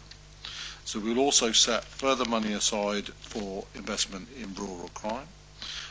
Also initiatives to support the police and crime priorities, and we have some reserves as a consequence of charging to road safely. Like I said, we've had a 51% increase in road deaths this year, so we actually make sure that a bit there. So £1.3 million will be invested, and because it's actually come from, to be clear, because that's come from charging of roads, it has to be spent on roads. And you've probably got some questions for me around how we talk about reserves. We'll also set, as I mentioned earlier, 1.5 million, which is £500,000 a year, from reserves to prioritise investment and propose for early intervention and prevention. In the end, we have asked for even with those increases, there will still be a shortfall of £2.6 million per year in the medium-term financial plan. So this is a strategic one that in the end has to turn into delivery on the ground. But by making sure that we prioritise reducing demand and or investment in how we deal with stuff efficiently through the use of technology, because quite often so much time is spent on how many police resources have you got. It's actually about how many operational hours have we got. It doesn't matter that we've got 1,200 cops, as you quite rightly say, Danielle Stone. We need to make sure they're out on the streets and actually they're visible and the thing, and we actually need to do a better job of that. So the reduction in police buildings, the equipment of mobile technology that enable us to be out, they will have that impact. So I completely hear, and as you can imagine, I spend a lot of time with people at the public. I understand that there is this frustration, but also we are genuinely, and we're not doing as good enough job on it yet. I fully accept that, but we're doing a much better job, and we'll be striving to do a better job to make sure the public feel that they're kind of getting value for money. But I suppose I also ask you, I'm not looking for your sympathy, but actually the hand that I've been dealt in terms of pay rises, additional things and charges that are there. So we're actually trying to make sure that the money is kind of going to be spent wisely, and I think some of you have seen examples of where that hasn't been in the past.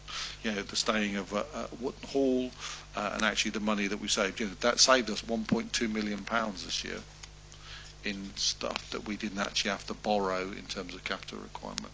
So there are different areas that we can kind of do it. But really, look, this year's precept helps protect policing. It doesn't allow us to increase it. However, there are some small nuances in it. We're not currently at establishment, and there's some work going on with the force to make sure that we are. I paid for the delivery of an X number of police, and I've not got to that number yet, which is actually hindering some of the accessibility and visibility that you're looking for. We're currently something like 45 officers below establishment, and there's some reasons for that. Something around that, we've dismissed a significant number this year. We've also retired a number. Now, of course, we then get, if you like, newer, cheaper ones, but it takes time before they come up and they're kind of really effective. So it's not something you kind of do overnight. You recruit them. It takes 2 years to train a police officer for them to kind of be there. Now, we're quite lucky, and I know not everyone was a big fan of the kind of rollout of a big increase in specials, but actually having those specials has been an advantage to us because, of course, they've actually come, if you like, part pre-trained, so they're genuine a benefit that helps us. So I genuinely believe we're on a good trajectory. I don't pretend that this is an easy situation, but I do commend this precept to the panel. Before we pass on, you mentioned about the fact that for the next 2 years you think you can balance it, but after that there's this shortfall.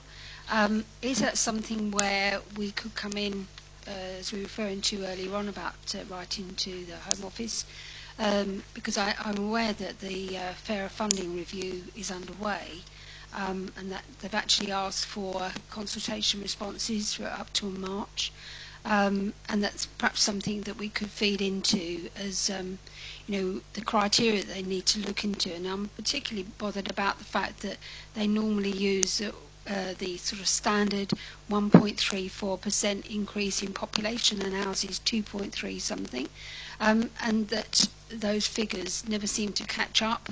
We always seem to be behind the curve. So I don't know if you feel that perhaps that's something where the panel could help you. Very much welcome it, but I suppose the bit I also want to reiterate to you, and I'm not trying to say right now I can sit and say every pound is spent as wisely as I would like it to be, but there's an awful lot of work going on to make sure that it is. That we asked for a zero-based budget. It's not a zero-based budget, but we prioritised the other areas to make sure that I probably should let Helen talk to some of these pieces. But I can assure you we're not just asking for more money for the sake of it. We need to use the resources we've got smarter, and I think someone asked earlier on, you've kind of got that funding gap out there. It doesn't mean we will not. We are assuming that will stay there. I'm not assuming that we'll get a funding. It doesn't mean I'm not going to try and get a better funding settlement, but we'll see it be there. And actually, that's where our work with fire, actually, if we can reduce the cost of our buildings by sharing them, there's some 60 buildings that we've kind of got together. If we can reduce that, sorry for some local councillors, there'll be some council tax we will not be paying you, but it'll be money that we can spend on, like say, cops and police staff to protect you. Going back to the fire, since we haven't really mentioned that, and we've got an item later on the agenda, is that something perhaps that we could bring in on that letter to say that we're concerned that that decision is still pending? I would most welcome you to do that, he says with a wry smile. I know it has been mentioned in Parliament by the MP for Kettering, and I know other MPs have been involved as well, but I think perhaps if we use that opportunity to write to the Home Office and say that... Really appreciate all the pressure that can be applied. Okay. Thank you. Sorry, Chair. Just come back. I think it'd be better to put them in two separate letters. I think one could be lost in the other. I think they're very distinct issues we're talking about there, so maybe separate letters. Problem? Yeah, sorry. Who's first? Later. Stephen, now I look into your precept and are all in favour for the presentation of it. I have, however, a question about the achievability of the saving of £500,000 for 2018-19 and another 619 or so for the following year. Now, I know too well, because I have been doing this for years, when you do efficiency saving, this is always like possibilities, never a certainty. Now, if, and I'm always looking on prudence, and if these were not forthcoming, that is the saving, then the deficit will be far greater of the 2.6. Now, how confident are you in the delivery of those savings for those 2 years? And then I would be also in favor of providing like a cautious saving for the years after that. Because of the restriction that is on the funding that is imposed at the moment. So I'm just asking you, how confident are you, basically? In terms of 18-19, as part of the detailed discussions that we've had with the force, we've had quite a lot of conversation with the Chief Constable about that 500,000 and the 600,000 the following year.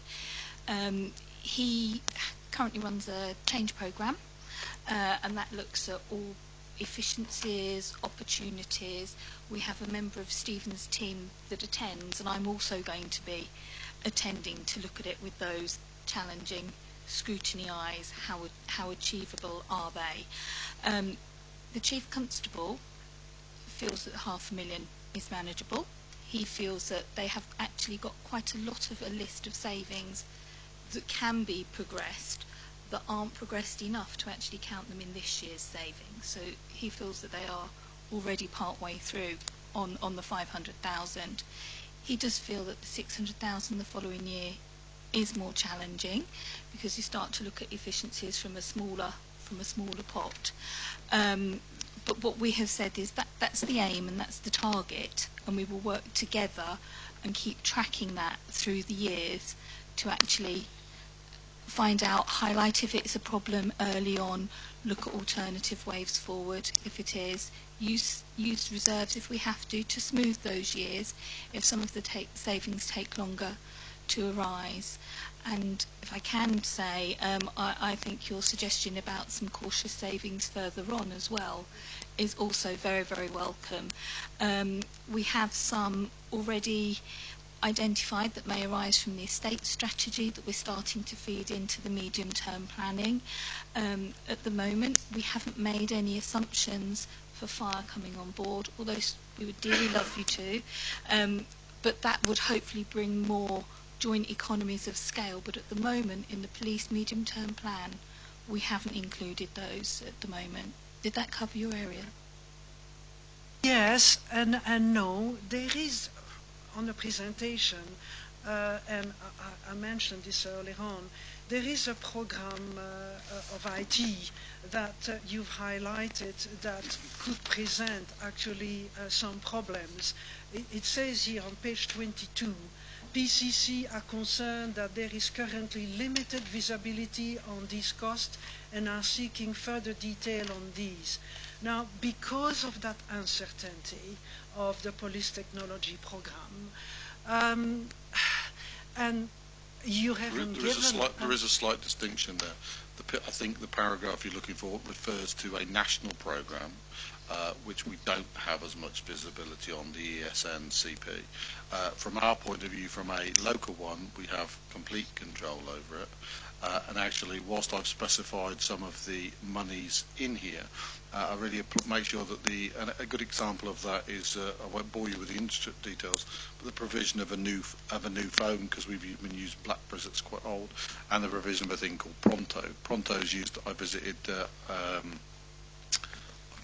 Difford Powers and Avon and Somerset, where they used that, where actually they've digitised some of those processes. So rather than have to write it all in their notebook and then go back to the station and key it all in, it allows us to do it. So we're actually not talking about, some of the stuff we're talking about is not something that's new or that we've just thought, Stephen, it's a great idea.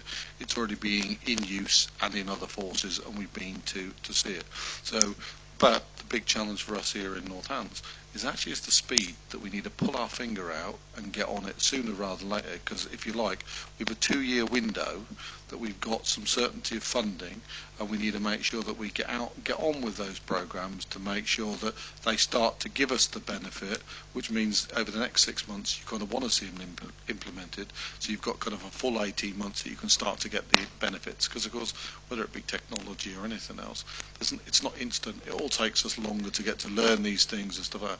So that's why in some respects, whilst I'm not happy, I'm content with where we are, particularly in that area, because it will then, we've got time. And I think that's one of the things that this precept change does.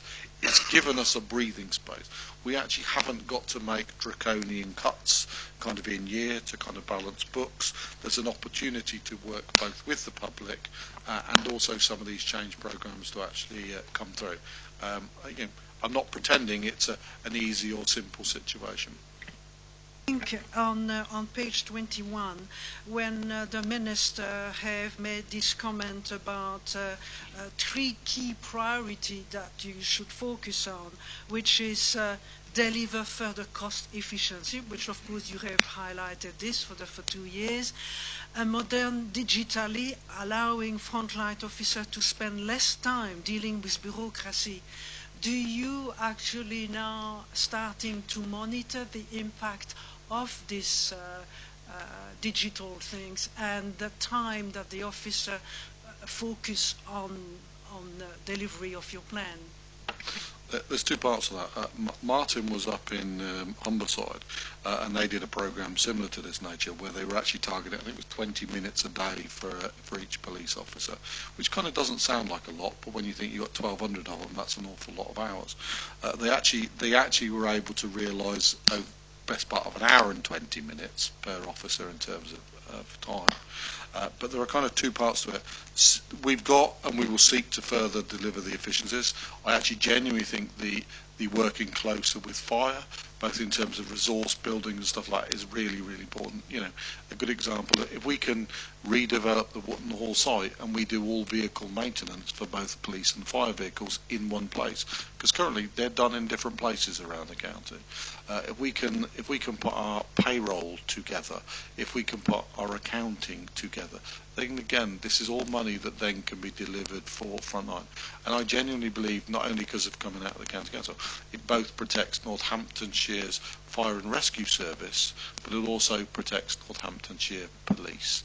And it means it's less likely either of them would need to merge with alternative, because we're going to be doing it here and we're going to be doing it locally. So actually, yes, I'm very comfortable in terms of efficiencies. The digitally enabled workforce, having come from a technology background, Martin will attest, I've had a high degree of frustration in our ability and from a technological point of view.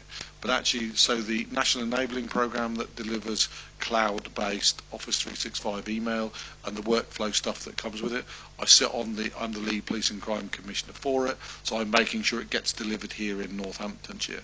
It's not the only reason I do these things from National Policing, but I do want to make sure it has a proper benefit here in Northamptonshire.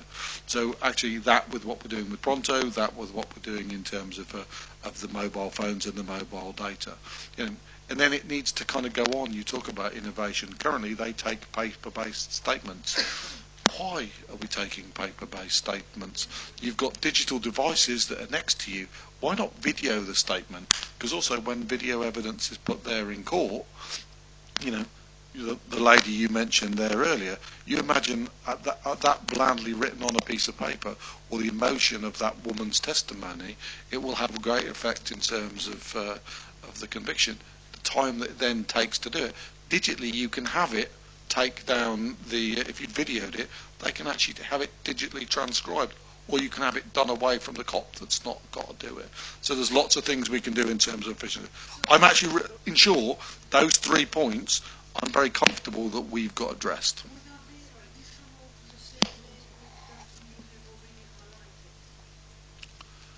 Yes. So I actually genuinely think that none of the efficiencies that I'm expecting from digital innovation are baked into these budgets right now. Okay, so that's what we've got work to do, and I think that's the point I suppose I want to make. It's given us that 2-year breathing space to enable us to do some of these things. Now, you know what? We're going to be doing some things that I'm going to come back here and go, do you know what? We tried it and it was a waste of money, and we got it wrong. But we need to, if you like, do it, fail fast, and learn from it. Now that's not very easy to do in the public sector, so we've got to be as thoughtful as we can. But actually, we've genuinely got to innovate. We've got a window, and we really need to make the absolute best we can of it. Can I just, I know I've got other people waiting, but I know Martin has to go for another meeting, so could I just bring him quickly, and then we'll come back to the other people. Thank you, Chair, and yeah, I've got 2 other meetings before today. I'm really encouraged by the plan. I think we all share Councillor Stone's concerns, but of course we all know that policing can't be done on the cheap. So I fully support the precept. I've always a great supporter of joining the police and fire, especially on the basis that any savings that the Police and Crime Commission can achieve will go back into frontline services, and that's part of our role to ensure that happens. Lastly, before I disappear, I'm hearing things, and I couldn't bring it in any other way in the report and the discussions. This thing about shoplifting not being treated as a crime unless it's over 75 quid or 200 quid. I've got a lot of businesses saying to me, shoplifting is a crime and it needs to be treated as a crime. So just if we could, I know that will be followed up because that's how you do things, but that is causing a lot of concern to small businesses. 3 shoplifting occasions would finish off some small businesses. So if I can leave that with you, and thank you, Chairman, for letting me jump in so quick, and I'll catch up with you soon. Thank you. Thank you very much. I think... I'll leave it with your assistant. Yes, congratulations to Stephen. Well, he happened to mention his sponsorship, and I believe our last figure I saw was around 50,000 that he'd raised on that. Or was it? I think the hope set some of us, Martin and one of our other colleagues, spent the night for the homeless, for the Hope Centre. I think we'll raise probably about £1,000 between us, but hopefully the combined lot of the 160 people set out will be over 50,000. I don't want to take credit for something that I haven't done, if you know what I mean. I know some people go around like that, but that's not me. Okay. Mary, I think you were next. I've got 2 questions, very short ones and 1 comment. The first question is that I had a meeting recently with some officers from NCC on trade and standards, because as we know, as a local authority, we're in charge of licensing, and I was concerned that we would be losing out. But it turns out that the biggest thing they're going to be cutting on actually is what we've been speaking about, and that's people knocking doors and going into old age pensioners' houses or ringing them up and asking for money and such like. Apparently that's one of the things that trading standards are going to be cutting. So my question is to you, how will that affect the budget, and will it be left for the Crime Commission to pick up? My second question is, and I know you're going to say it is, but I want it on record, as the additional money you're spending on domestic abuse and rape investigation, I should imagine stalking will be part of that, because we know that that is, I mean, deaths do occur from stalking, and it's been really raised nationally as an issue over the last few weeks. And my comment is, I completely agree with Councillor Stone has said about having to make increases, but unfortunately we live in the real world and we've given no option. But I would like to make one statement, and that's to thank the Crime Commissioner that anybody that's actually probably the lowest paid and lives in Band A seems, according to this documentation, will not have an increase in their council tax. Is that true? Because what I can see here is the precept budget Band A, no increase. Could you clarify? Can I ask that what page for you're me? on, please? It's on page 18 and it's 4.6. Is that what that means? Why the young lady is looking for that, if you see what I mean. I'm just going to, if I may, that's not the bands. If I may, I'll perhaps answer the question about face. Yes, stalking, but also so will coercive and control be part of that. I think what you're reading there is just part of the survey, and it was just bullet point A, B, C, rather than band A, B, C. Yeah. I'm afraid not all bands will have an increase, but they will not all have a £12 increase. There is the formula that is applied. I think, yes. So the band D counts as the 100%, which is the full £12. From A to D, it's less than that. From E, I'm afraid not. Yeah. I'm so sorry. Sorry, and to answer your question about trading standards, I'm very concerned about the changes to trading standards, and of course all of these things, yes, it will have an effect on policing. Will it mean we have to pick up more? Probably yes. We are working with trading standards. I even looked at the option, could we take on the burden with trading standards, but also, as you quite rightly can see, with all the other work that's kind of going on, that's not really a commitment I can make from the budgets that we've kind of got in front of us.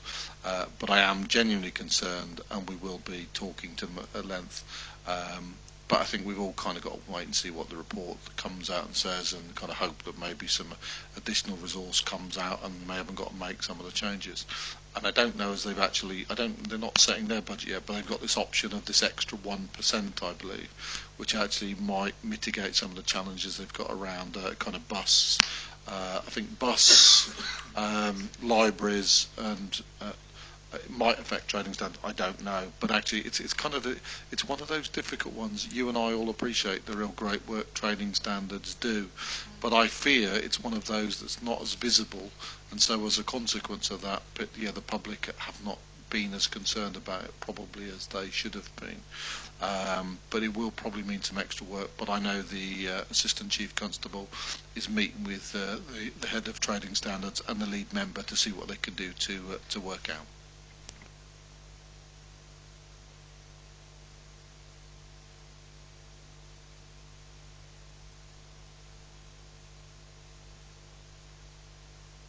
Sorry. A leak. Yeah. Thank you. I was pleased to hear from Helen about this grip that's going to be required for the savings by the force.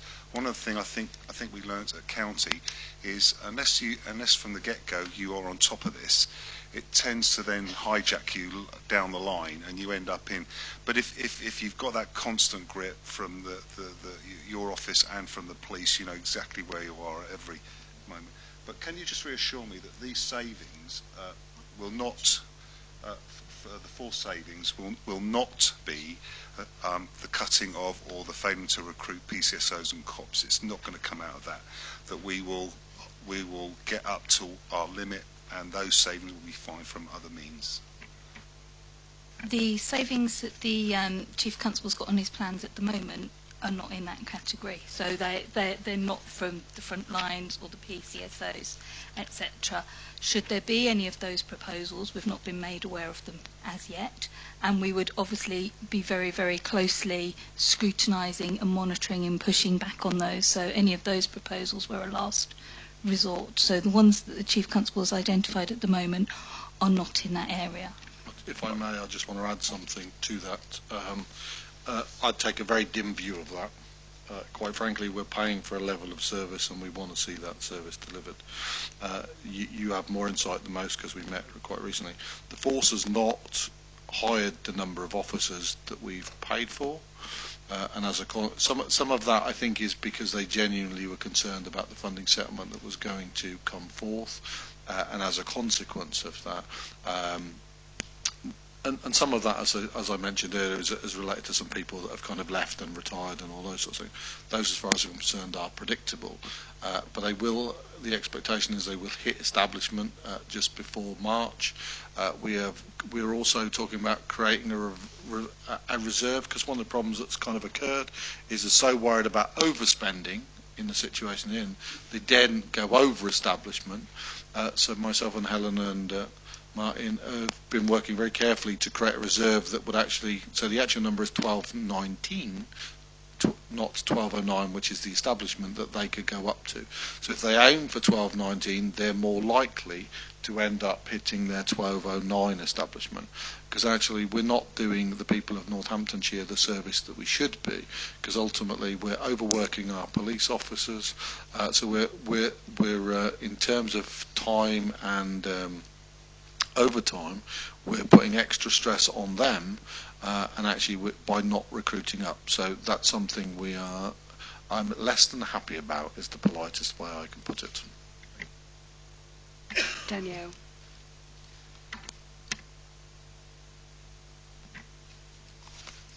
Just as a measure of where we were to where we are, I've been told that in the area where I'm a ward councillor, we used to have a team of 57 officers and now we've got 16. And I think, for me, I understand all the pressures and all the issues, but for me that is a really worrying figure. But I've got 3 questions I wanted to ask you. One is, I've never been really sure about how many police-related services are outsourced and how much reliance we have on private companies, and if we do, how secure that is, given the collapse of Carillion and all the issues around Capita.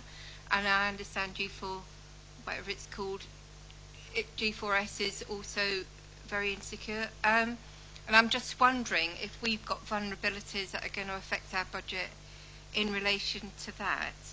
But the other question I wanted to ask you was about, in terms of efficiencies and effectiveness,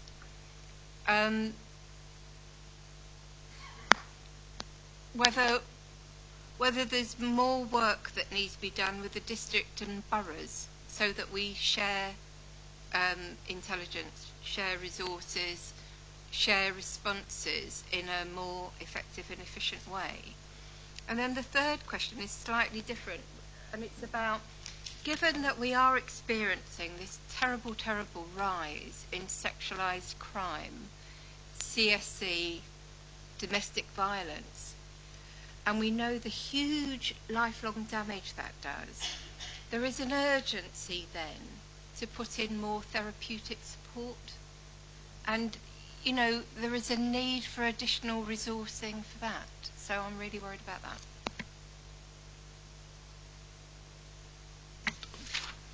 I'm going to go for the second, if I may, first. If you'll notice, there's a nuance in the budget that I was almost expecting someone to kind of beat me up for, which I was kind of looking forward to on one level, because I could explain it. You'll notice there's some environments between myself and the police budgets to my office. One of the things that I actually asked, I wanted a greater visibility of all the external contractors that the force uses. So that's what it is. I'm not certain that I have all of them showing yet, and there's still more work to be done on that area.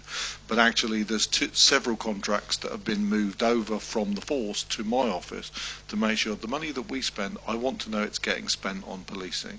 If there's external contractors, I believe that I've got professionals that can probably extract better value and or contracts that are delivering. And as a consequence of that, we've been heavily involved in some recent kind of procurements. But there is much more work to do that. I can assure you the large majority, nigh on 80% of our budget that we spend is actually spent on police staff. There is also some greater scrutiny that us PCCs are also doing. But also, even though it's still spent with policing, our regional collaborations, are they delivering all the things that we would hope they do?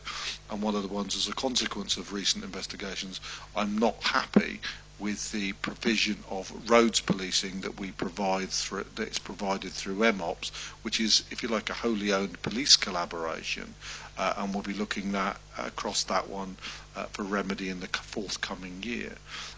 So I suppose if I can assure you, the PCC is kind of relatively a kind of a new office, and actually, and let's be very clear, none of it's through kind of any bad intent, but actually that open scrutiny that is required. It is public money, and you're absolutely right that we need to spend it wisely. That we need to turn over these kind of different areas to make sure that all money is being spent very carefully. And that's why I wouldn't want to sit here and pretend and say I think I'm confident. I think of this. Ultimately, I'm the recipient of the government's money and your money, and actually I have a moral and a legal duty to make sure that money is spent very, very carefully. I do not believe we're there yet, but actually we have a reasonably good record. I mean, some of you have seen, not only you mentioned about Carillion, no impact obviously to us, but actually there was a little known one, I can't think of the name, something Key Forensics or something, I think. We have no exposure in that area, and there was one last year called Bandox or something like that, and actually again we had minimal exposure there. So actually we're reasonably good at that, but that's one of those ones we need to do it.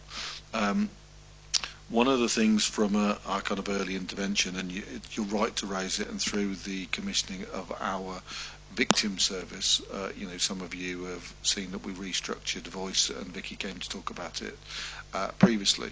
Part of the reason that we restructured that, and that was actually used by an outside firm, victim support in that particular case, that we brought it in-house to make sure that the money that we were spending, and predominantly a large proportion of that comes from Ministry of Justice, we spend that now on a wholly owned company, if you like, of the PCC, as an office, not as a person, to make sure that we're there. And as a consequence of that, we have increased capacity in that area. And perhaps a good example of that, we're working with Rape Crisis to provide them free provision within the Voice building for the least I've paid for, to make that available. And I'm continually looking for opportunities to make sure that we do it.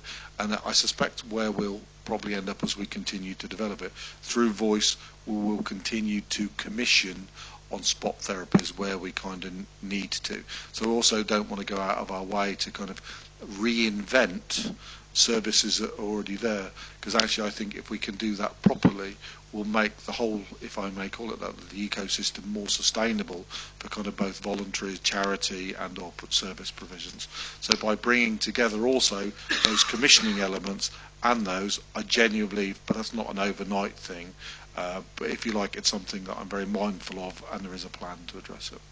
Okay.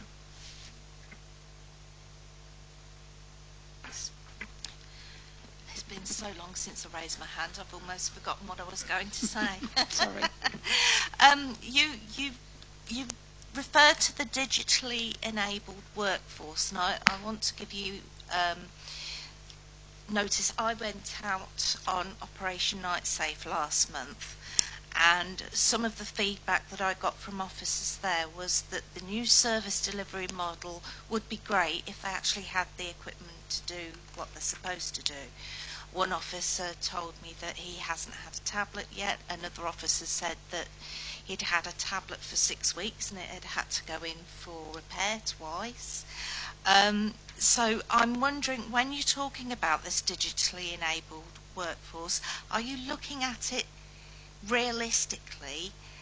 Wouldn't it be better to get everything in place first before you launch it? Does that make sense? Sounds like a cop-out, this one. The technology that they were provided was in the past was not under my tenure.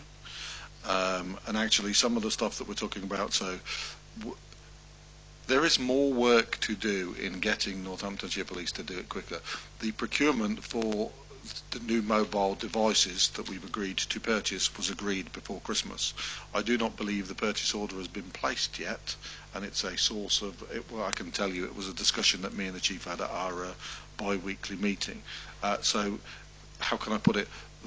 Some of the stuff they do, and also we had got an agreement for the ICT department to do it on a Triforce basis. And actually part of what you're seeing is the remnants of that. We have removed ourselves from that to make sure that we procure on behalf of Northamptonshire. It has to meet our needs, not bloody Nottingham or Leicester or all those kind of other ones. And that's exactly what's been happening. But it does also mean that there was uncertainty created for the staff that were in it, and we're currently in the middle of making sure that there's an appropriate structure. And ironically, some of the changes you see in here, some people were being paid from capital funding budgets that they got from central government, and actually we've gone out of way. So we've corrected lots of silliness there, but I completely get that we are not doing anything like what I would like to see from a technological point of view. And also there's some other pieces around big data. Actually, we know an awful lot about where our cops are, where our demand is. We have an awful lot of information, but actually we don't use it that wisely.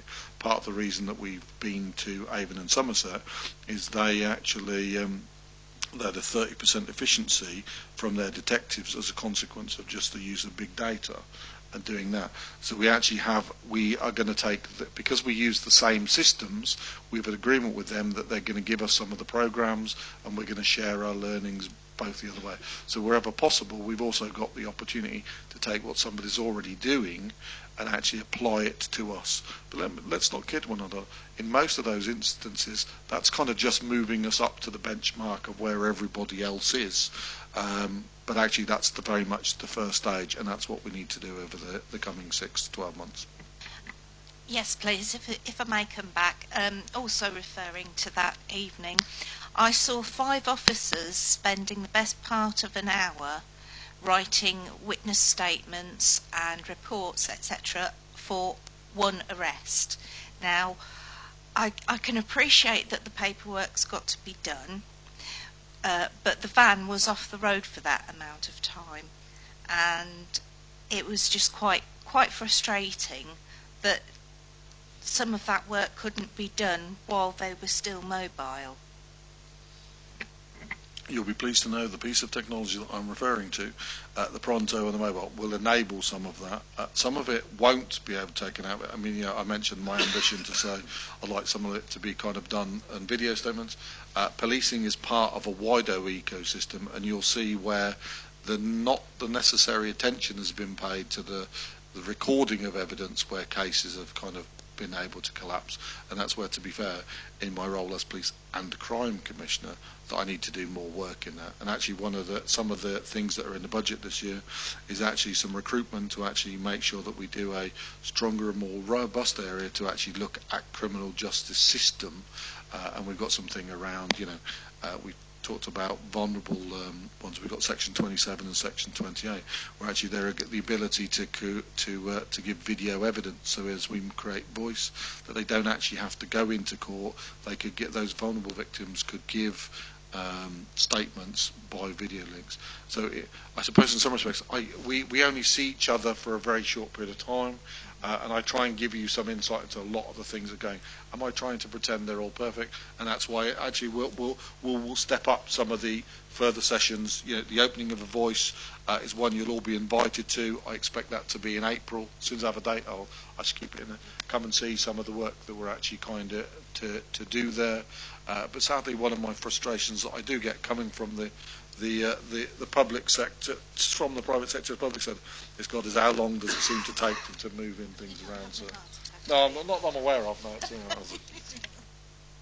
that would be news, wouldn't it? Mrs. Shields, you were trying to come out. Stephen, I've got 2 questions, 3 really. I'll start with the first one, which is to do with budgeting. Page 25C. You mentioned there that in addition to the new operating model, the force are intending to implement priority-based budget to review any outstanding area in 2018-19. Could you expand a little bit, Helen, perhaps instead of Stephen, to give him a bit of breathing space? That's my first question. Question number 2 is that you already,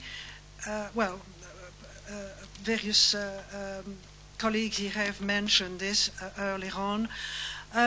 You have a shortfall of police officer, 42, 43, something like that. And obviously you have a plan for delivery. And I would just, and I'm just being a bit pedantic, it's not for me to have a plan, it's for the Chief Constable to have a plan and me to hold him to account. I'm just because these are public and it's like... No, your service delivery model. You know what I mean, yes. Yes.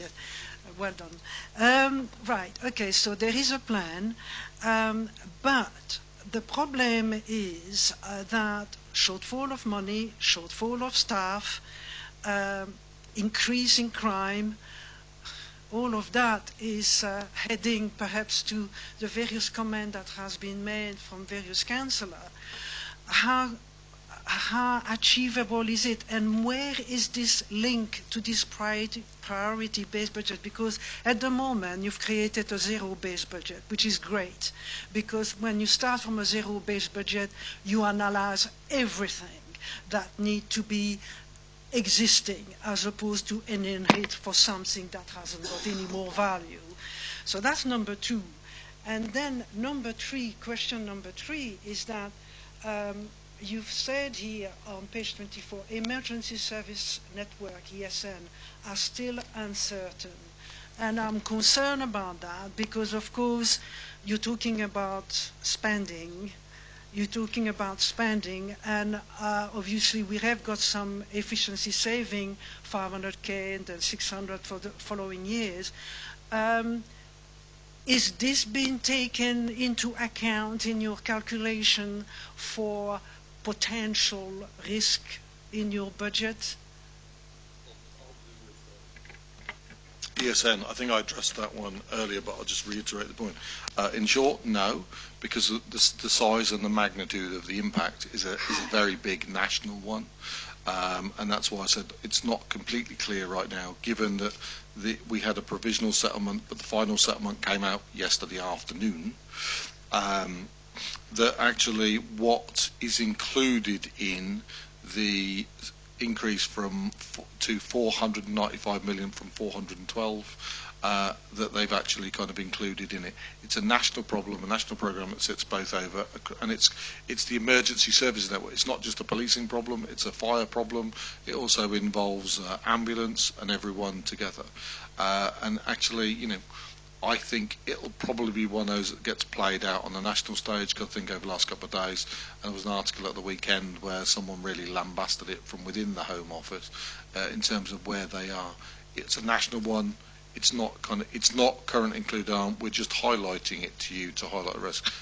We're monitoring it, and like I said, as a PCC with technical background, I've asked would I attend the board. I'm wondering where I'm going to find time to do that, but yeah. And if I may, I'll hand the budget back to you. Thank you. The priority-based budgeting can also sometimes be called output-based budgeting. So when Stephen mentioned earlier that the force have zero-based reviewed not quite all of their areas, they've done it on quite a lot of the areas, there are a few that they still need to review. And they're going to do this by using this output or priority-based budgeting technique, really starting from scratch. They're going to do it on the areas that they didn't do last time, which were mainly some of the support areas and the back office services. They're also going to then go back and review some of the areas that they've already done this year as well. So everywhere will have been zero-based budgeted. You have zero-based budget, yeah. You're going to have another one which is called PBB.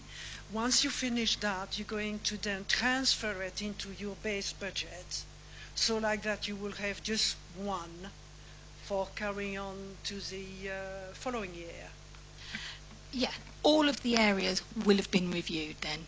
All of the areas will have been reviewed under zero-based budgeting and priority-based budgeting moving forwards, and that's something we want them to keep doing and keep doing on a regular basis, because as you quite rightly said, that's the only way to start from scratch. What are the priorities? What are the needs that need to be met moving forwards?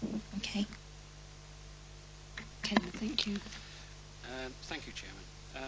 With regards to the proposed capital programme, could you perhaps enlighten me with regards to when you look at there, you've got in this year you've got a borrowing of 8.3 million and in 1920 a 10.8 million borrowing. Which page are you on, sorry? Page 56. Is that actual borrowing?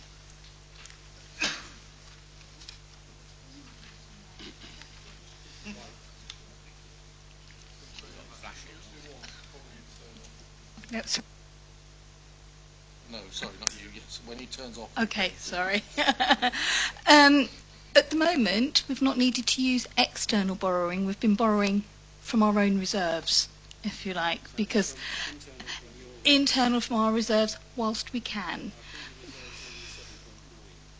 At the moment, our reserves are currently over 10 million at the moment. By the time we hit 1920, an element of that might have to be external borrowing. Okay, but 10 million, the 10.8 will be the total amount of we have to borrow to fund a programme of 15.5 million, either from internal or external borrowing. If it's external borrowing, where does it come from? We usually go to the PWLB. We haven't done it for very many years. We've currently only got 1.3 million out with the PWLB. They tend to have the best rates for the public sector organisations. As we get closer to the point where we need to go for external borrowing, we do a real detailed review of where the best place to go is. And secondly, what sort of return do you get on your capital reserves at the moment, and where are they? Could I come back to you on that one? I don't actually have that little bit of information with me. I wouldn't like to give you a waffly answer. I'd like to come back properly with that. Winston.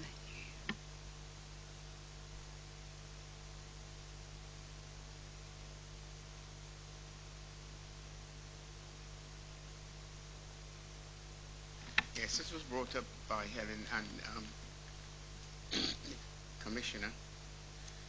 I want to return to page 29, 15.3.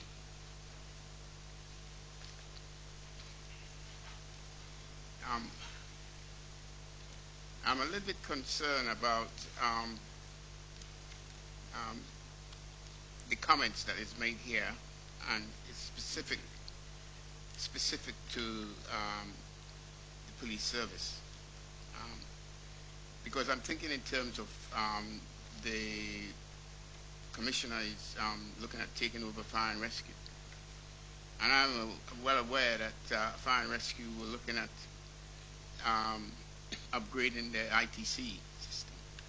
And also, I was aware that they were trying to link it in with the police and also the, I think the ambulance service, if I'm mistaken.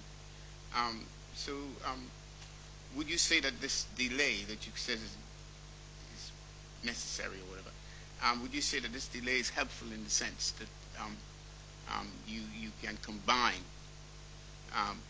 the IT for both organization and at the same time save funds? Yeah. To answer one of the both light up, but our longer term ambition, if you like, is to have an enabling services. In a perfect world, you'd want to have HR, ICT, finance, estates, all of those kind of, if you like, common back end. We still need to protect the individual nature of the delivery of both police and fire. You know, we don't want firefighters catching burglars and Although I do remember a very funny story when I was talking to some fire officers about guns. One of them said, well, I've got lots anyway. I was going to say, you probably know who I'm talking about. And I'm like, come on, we better go and check out how many he has got.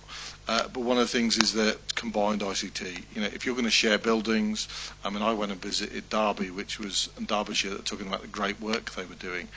They've got two separate networks in the same building. That's not an efficient use of resource. So actually, however, the delay of this decision is a disadvantage to us, because actually one of the things we want to do is that would be one of the areas we want to work together on as quickly as possible. So that would probably be one of the first areas that we want to make sure people kind of work together. But given that we want to make an extra investment, I don't want anyone thinking that means there's savings to be made in ICT people. I would want to see extra investment in that, because actually I think that's advantageous to us. Yes, absolutely. Presumably this ESN system, which is a joint services anyway, is going to in some way be a system that will go across all of the emergency forces. I don't know how central government sometimes can make something so complicated. What you're really talking about is you're talking about a common network that they can all communicate on. So in other words, think of it as a digital radio that allows police to talk to thingy at the moment. Because at the moment you've got the absurd situation that if the police want to talk to a fire or vice versa and talk to the control rooms, they've probably got to ring 999. You know, whereas actually the ability to have kind of talk groups and those get set up when there's potential civil contingencies, but there needs to be that increased way that people can actually kind of talk to one another.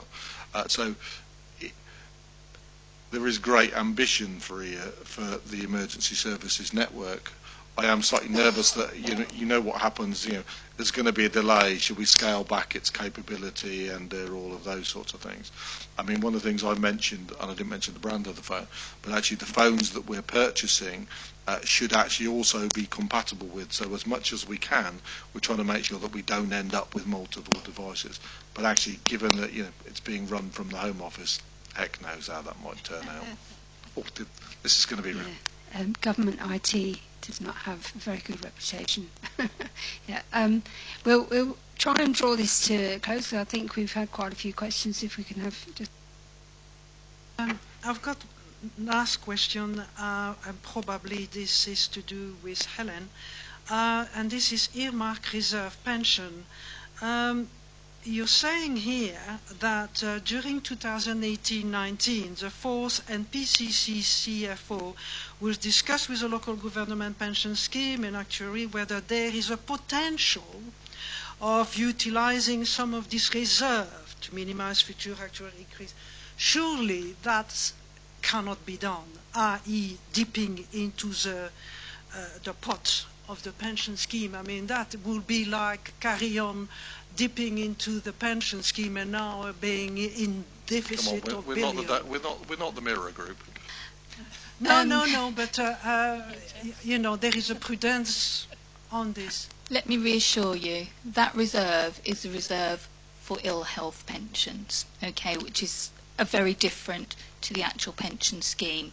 That reserve that's been generated, the officers who retire, and it's only police officers who retire on ill health during the year, we estimate that it will be a certain number in the year. We actually have to pay out of our own revenue budget their ill health pension lump sum. And it can be quite a lot of money. It could be £150,000. So if we don't have the budgeted number in that year, we have tipped the underspend into a reserve, okay? Which has been totally acceptable. But we've been doing that now every single year for a number of years. So we have budgeted quite highly over the past few years. Yes, so we've accrued an awful lot in there. So we do have an opportunity to tip that back into the base budget, but we also have an opportunity to talk to the local government pension scheme to see if there is a one-off payment that we could make that would reduce the actuarial increases that we're finding on our local government pension scheme moving forwards, because those rates are going up hugely. It won't be long before staff would be 25% employers' contribution. It's something quite a lot of PCCs have done elsewhere through the country. Okay, I can't promise it would or wouldn't be acceptable to our pension scheme, LGPS, but we just want to have the conversation. So we have an opportunity and we want to have the conversation. Does that put your mind at rest? Thank you, Helen. Ian. Yeah, thank you, Chair. I just find, well, two things I'd like to say. Firstly, I'd like to commend you on the budget. I think you've done a tremendous job, huge amount of work, very difficult, certainly in the current climate. Going forward, when we're looking at the fairer funding review, where do you honestly think we will get? Because you've got local government looking for a fairer funding review, you've got the NHS who are looking for money, you've got schools which have just had a fairer funding review, and many of those have not benefited from it at all. So where do you honestly think that I know it's a loaded question, but where do you honestly think that we might get with that? There's two things for that. I think the on the positive side, I think you've got to look at it that, you know, I'm going to compliment the Treasury here. I'm going to find this a bit difficult to do. The Treasury want to make sure that money is spent very wisely. So their scrutiny of the Home Office to make sure that they're spending the money that they're given for protecting the public across the United Kingdom needs to be spent well. Now, I actually think, given the current funding formula, that's quite difficult for them to justify. However, getting a new fairer funding formula means, is by its very nature, that the size of the pot's not changed, but actually the cake needs cutting in a different way. You know from the challenges that's kind of been around schools about how virulent certain sectors kind of go, well, what about me, what about me? But as we've previously said, how can it be right that, you know, the Met, and I'm not saying they're not a special situation, gets £200 per resident. You know, we get £100. I mean, yeah, look, I mean, we're in that bottom quartile. I mean, Lincolnshire is in a worse situation than us. They've got a £6 million hole next year and no way of filling it, and talking about having to lose all of their PCSOs and also further cops. So, you know, some of those are very difficult situations that they're going to find. So there needs to be a resolution to make sure that the money is kind of spent wisely. I think in our own mind, we're as the old adage is, we're hoping for the best but planning for the worst. And I think that's why it's really important in this budget that we've got that actually the innovation, new working practices, make sure that we go back and also scrutinise how effective SDM has been, making sure that we hit establishment and that we can prove that we're making Northamptonshire safer. Because also, if you're continually underperforming by not having the right amount of cops and you're not making people satisfied, then also, you know what, you're not going to get the money because you're going to lose kind of public confidence. So it's very important that we take these next 2 years and we really do a good job. But if we don't implement the technological innovation, the estates, to make sure that we've kind of enabling mobility and all of those sorts of things, then actually we won't be able to deal with what is potentially in front of us. Because at the moment, I'm hoping for the best. I genuinely do not believe we'll see a significant improvement in what I would say the year 3. And that's actually why working together, if you like, with fire, to consolidate our estates, to make sure that, and that means investment in those buildings, having one network commonly. That's a genuinely future-proofs all of us.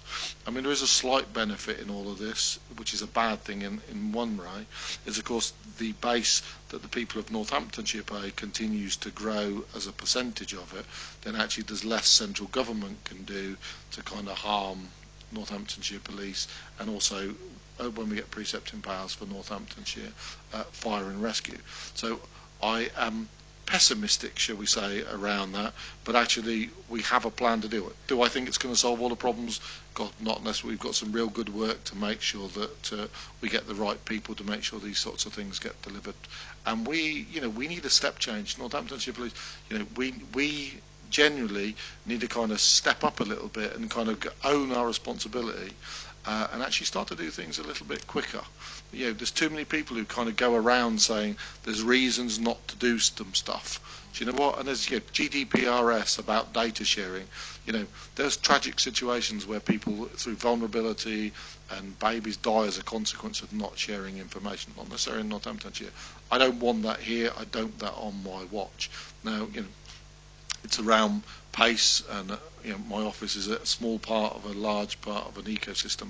We'll do our best, and we thank you for your support on that journey. Thanks.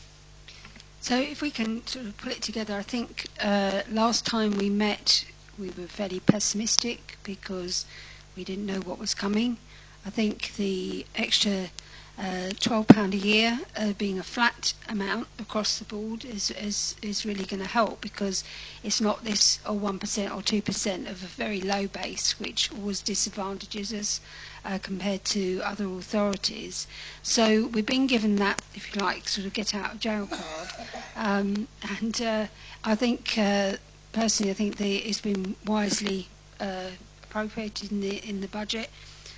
Things like the offender management and early intervention team, when there's so much cutting back on early intervention elsewhere, and the improved ICT, which should improve working and help get things more efficient, shall I say, in the future. So I commend us, and I'd just like to pass over to my right to the Democratic Services Officer, Assistant Manager, to recap the purpose of the current meeting. So that, well, I suppose we should have known that at the beginning, but there we are.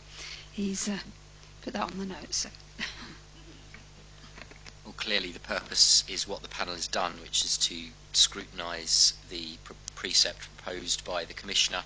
It's one of the core statutory functions, must be done by the panel as a whole, can't be delegated.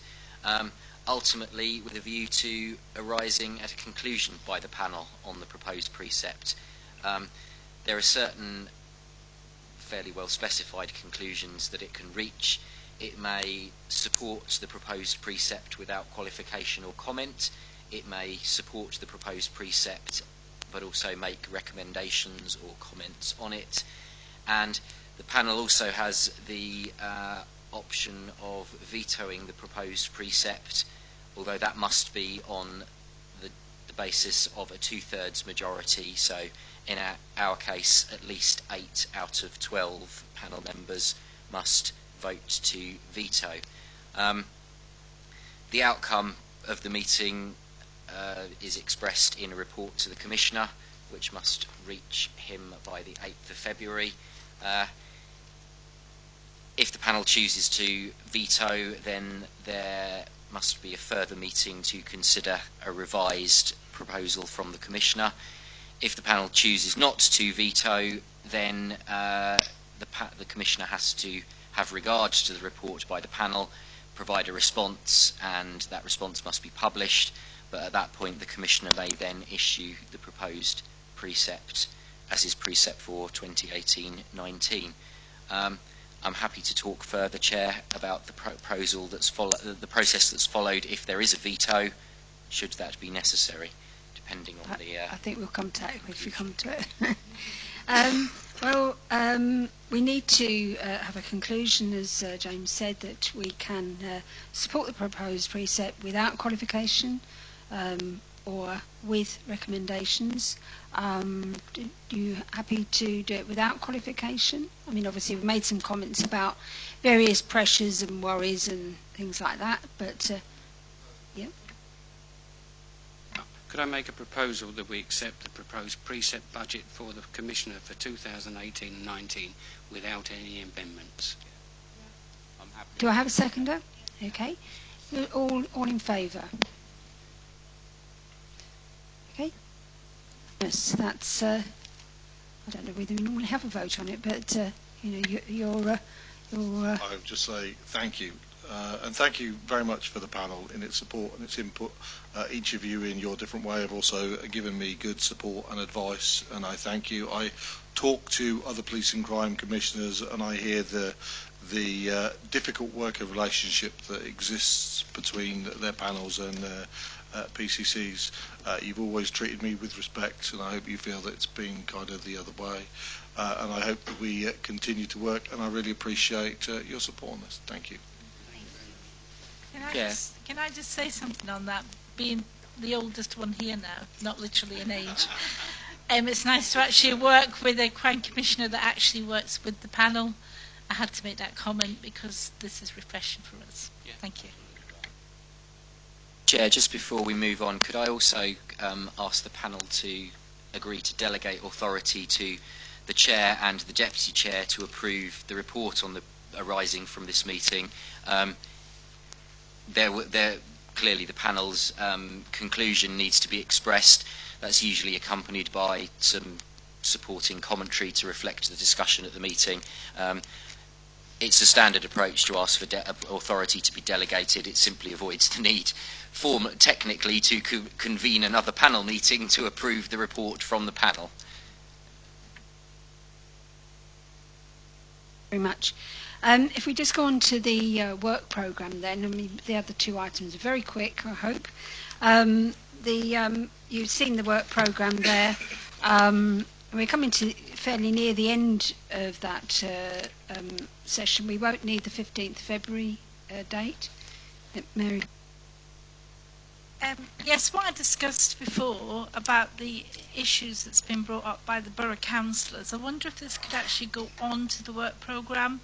That as regards to, if I clarify now, because I haven't actually spoke to Crime Commissioner, but in an ordinance governance meeting at Corby Borough Council 2 weeks ago, we had some data come back that crime was increasing in the borough of Corby over the last 3 months.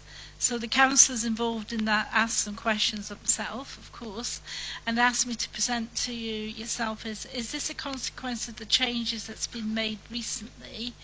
If it's not, then I did hear you say earlier that your new plan gone forward wasn't quite there.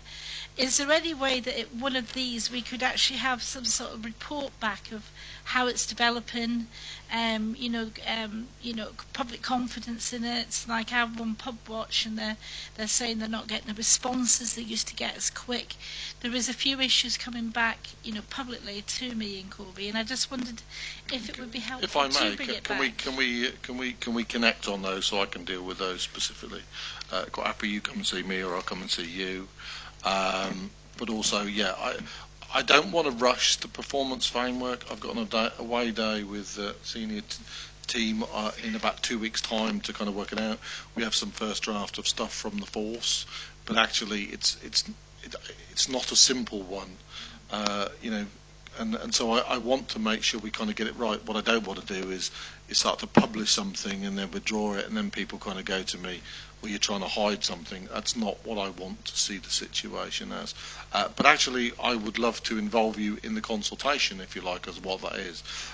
Probably not at a meeting like this, but if I may, if we can, we'll schedule another one at some point in March or April with yourselves. But I would very much welcome your thoughts and input into that. So thank you. Kirsten, that some sort of performance data back is sort of generally thought earlier on when we were chatting would be good. Possibly it's a little early to put on the programme. It may come into, say, the next, after we've only got to April here on the agenda. But it is something that we would like to see, but obviously in the time frame that you think is reasonable, rather than trying to do it when you haven't actually got all the data to hand. So and to if give you you some could perhaps insight put that on the next from a data point of view, I think what we'd like to do, and I say this is an arbitrary target, but somewhere within the next 6 months we'd like to be in a position that we've kind of locked that down. It might mean it's provisional and it's kind of evolving. We already have some stuff, we've got a police and crime plan. How do I know whether the force is doing good or bad on it? I've got burglar in there. What's the statistics? Actually, do I want the burglary numbers? Do I want repeat burglars? Do I want prosecutions of? What are the actual elements that we kind of want? And we already have some thoughts, but like I said, you've all been very helpful, and I very much welcome you and involve you in that process. So thank you. I think, if you would like to involve us in the consultation out to it rather than at a meeting, that would be good. And then ultimately bring it back to the public meeting, when it's reasonable. Sorry. Kind of following on from that, and it's more of a request. Again, from my experiences out with Operation Night Safe and talking with the officers who've experienced changes in hours, changes in shifts, which impacts on family life, etc., and impacts on their earnings and such like. I would ask that you keep an eye to the morale of all our officers while these changes are taking place. Yeah, and point well made. Very glad you highlight that. And that's in some respects one of the reasons I've been a little bit frustrated around the establishment, because actually the feeling is, by being under establishment, of course we're asking more of the officers out there, we're giving them less time to recover. Yes, overtime on one level can be a nice thing, but that's an extra stress that shouldn't and needn't be there, which is why, like I said, we're going to create a provision that says, amazingly, if you go over your establishment by 10 officers for the whole year, I will fit the cost of that. I do not want to sit before you and have what you're quite rightly saying is we're not providing enough.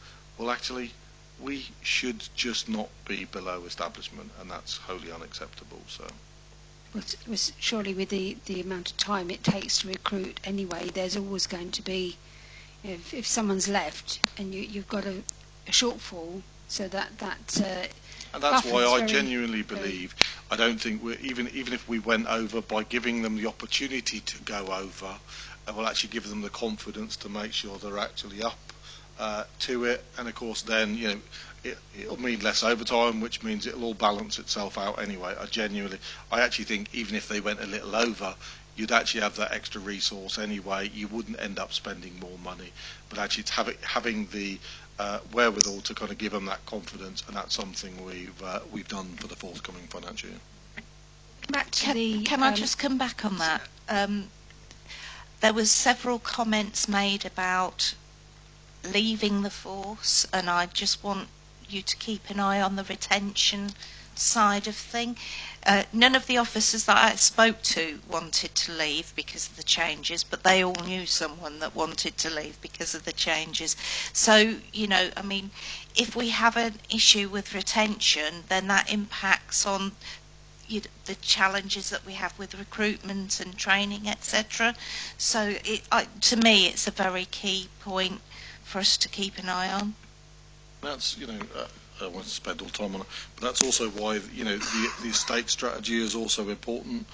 We spent a little bit of money on making sure that the canteens around the stations were kind of fit for purpose, but actually also making sure that buildings that you want to work in, that you've got the right equipment, you've got working hours, and actually I genuinely don't think we're as strong as we should be in terms of a HR, and actually that's where working closer together with fire, then actually the health and well-being, we can invest in that area, because actually we're bringing it together. I'm not looking at these as being monetary physical savings, but actually it increases our capacity, that will mean we'll take better care of the people that we've got. So back to the programme, we've only got to April there. I don't think there's any other sort of topics that we've particularly covered that we need to add in that. There is there, though, an annual survey, PCP members, so I presume James will be sort of organising that. There is obviously one of the items is meeting dates for 2018-19, which I presume James will work on and give us a draft for.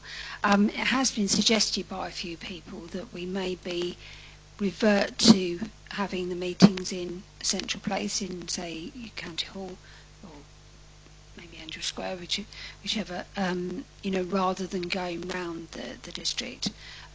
We've had fairly good attendance today, but it has impacted sometimes on the attendance of members of the panel. It's nice to have a few members of the public, but it hasn't, in general, the feedback to me has been that although it's been a good experiment, it's something that we perhaps need to reverse for next year. Is everyone happy with me with that? Yeah, I mean, I would welcome the thing, actually, by being in one place and having the provision to actually webcast it, I think actually probably reaches more people than actually have attended some of the kind of the different meetings.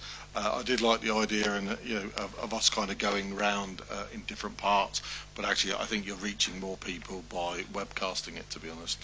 I think we probably hadn't appreciated at the time that it wouldn't be webcast elsewhere. I had assumed that we could hear, but I mean, although we can't. I know we could video, but that's still not webcast. So it presumably will get out to people from that. But Chair, is that a resolution by the panel that from the start of 1819 we revert to meeting? Yep, I will propose it. Yeah, sorry, can we just wait, because there are some people that aren't here, and whether we should wait until we've got a full body. Not a huge number that are missing. There's only about Martin and three others that couldn't attend before. Yeah. I can't see how, we all sat here about a year ago thinking what a great idea it was, and all of a sudden we're thinking it's not right. And I don't think that's quite right. I think we need to consider it, and because there are some really good benefits there, and then once we've considered it, let you know. I think there are many things to do with the panel's work programme and the way the panel operates, that will be significantly affected by the Home Office's decision on the Commissioner's business case relating to Fire and Rescue Service. If at this point we anticipate, but we don't know for certain, that in the near future the panel may need to become a police, fire and crime panel, with all that may mean in terms of an expanded workload and how that's delivered, that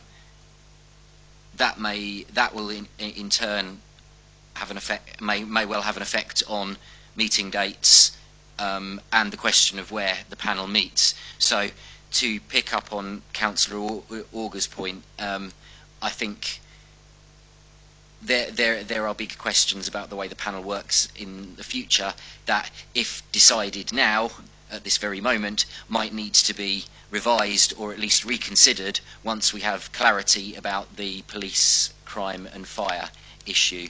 So it didn't sound as if, even if a change back to Northampton was being proposed, that was going to be from the next meeting so much as from the start of the next council year. So the panel loses nothing by not taking that decision at the current meeting, and what it would gain would be the point about giving it further consideration. I'm happy to park it to the next meeting in April, but it was just I thought I'd put it out there. Chair, I agree with that. In terms of our work programme, I presume we'll be looking at the next series of issues. Can I just mention now, though, and I've already emailed you and James about it, could we put the question I asked the Commissioner about outsourced work on our work programme? I think it would be timely, given what's going on, and particularly seeing as you're reviewing all of that. That would be really useful information. I'm more than happy to bring you a report. Probably not the next one, the one after or something like that talks about outsourced and who the size of the contracts are. But part of the reason I say that is we're in the middle of a procurement exercise for custody healthcare right now, so I can't have that compromised, but more than happy to do them. And I think, and if there are any other topics that people think need to be broached in the future, we'll bring them up. I'll just ask you, Stephen, in view of the fact that we have discussed greatly the problems that you have with staffing at the moment, shortage of that, how confident are you for the next 12 months that the recruitment or obtaining officers is going to materialize, or perhaps you don't know at all? I think, Mrs. Chair, we're trying to put things on the programme for next year. Maybe that's something we could put on the programme, is an item on retention, about staff retention and stuff like that. Yeah, for the future, yeah.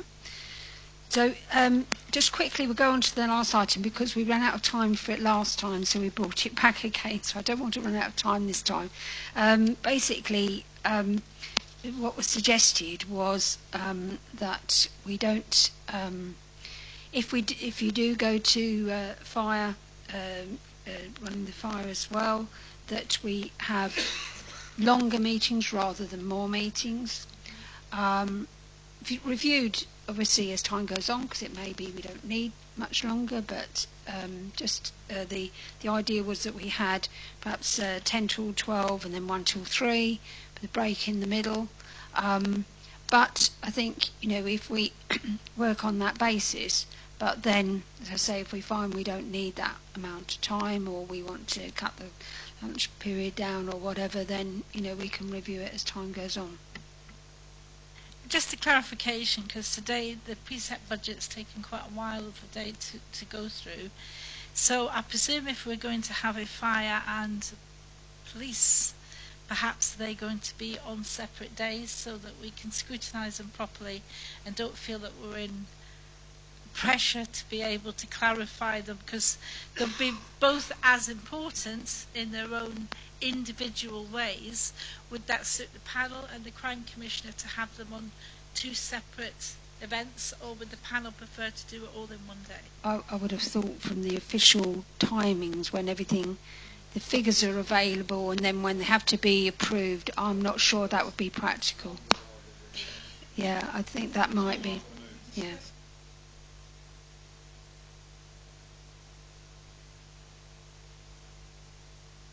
Kind of conclusion that maybe not all councillors can come to another day.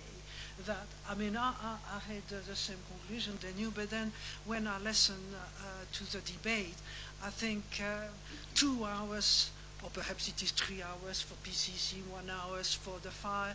It will depend, isn't it, as we debate and go to the process, we'll soon know.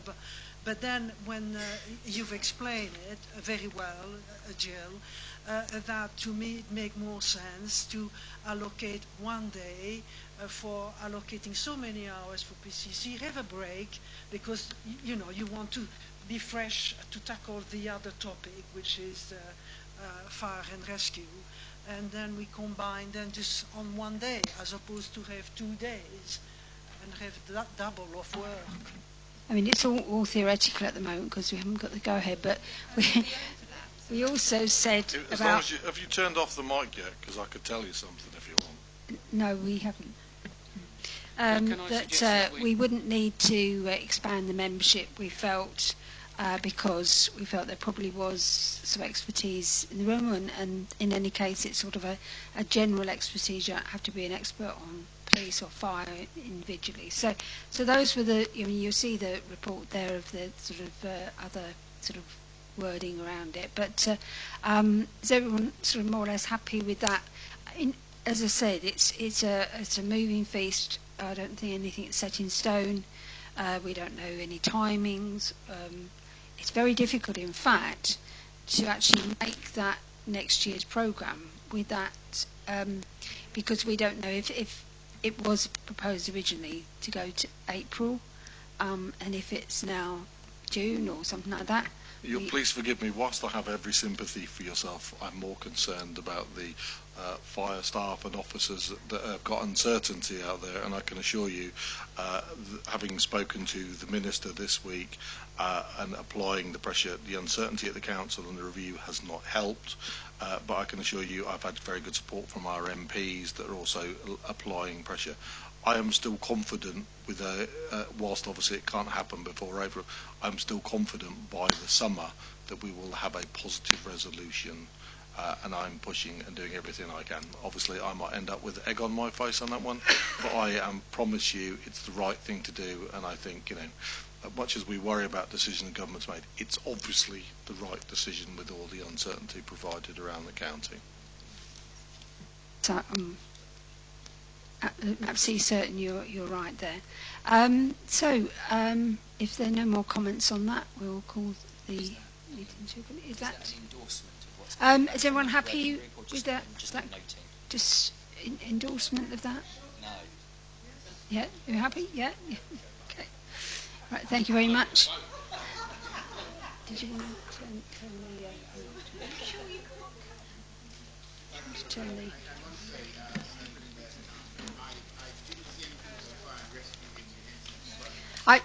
I did forget to say, and it's not because James is just turning the video off.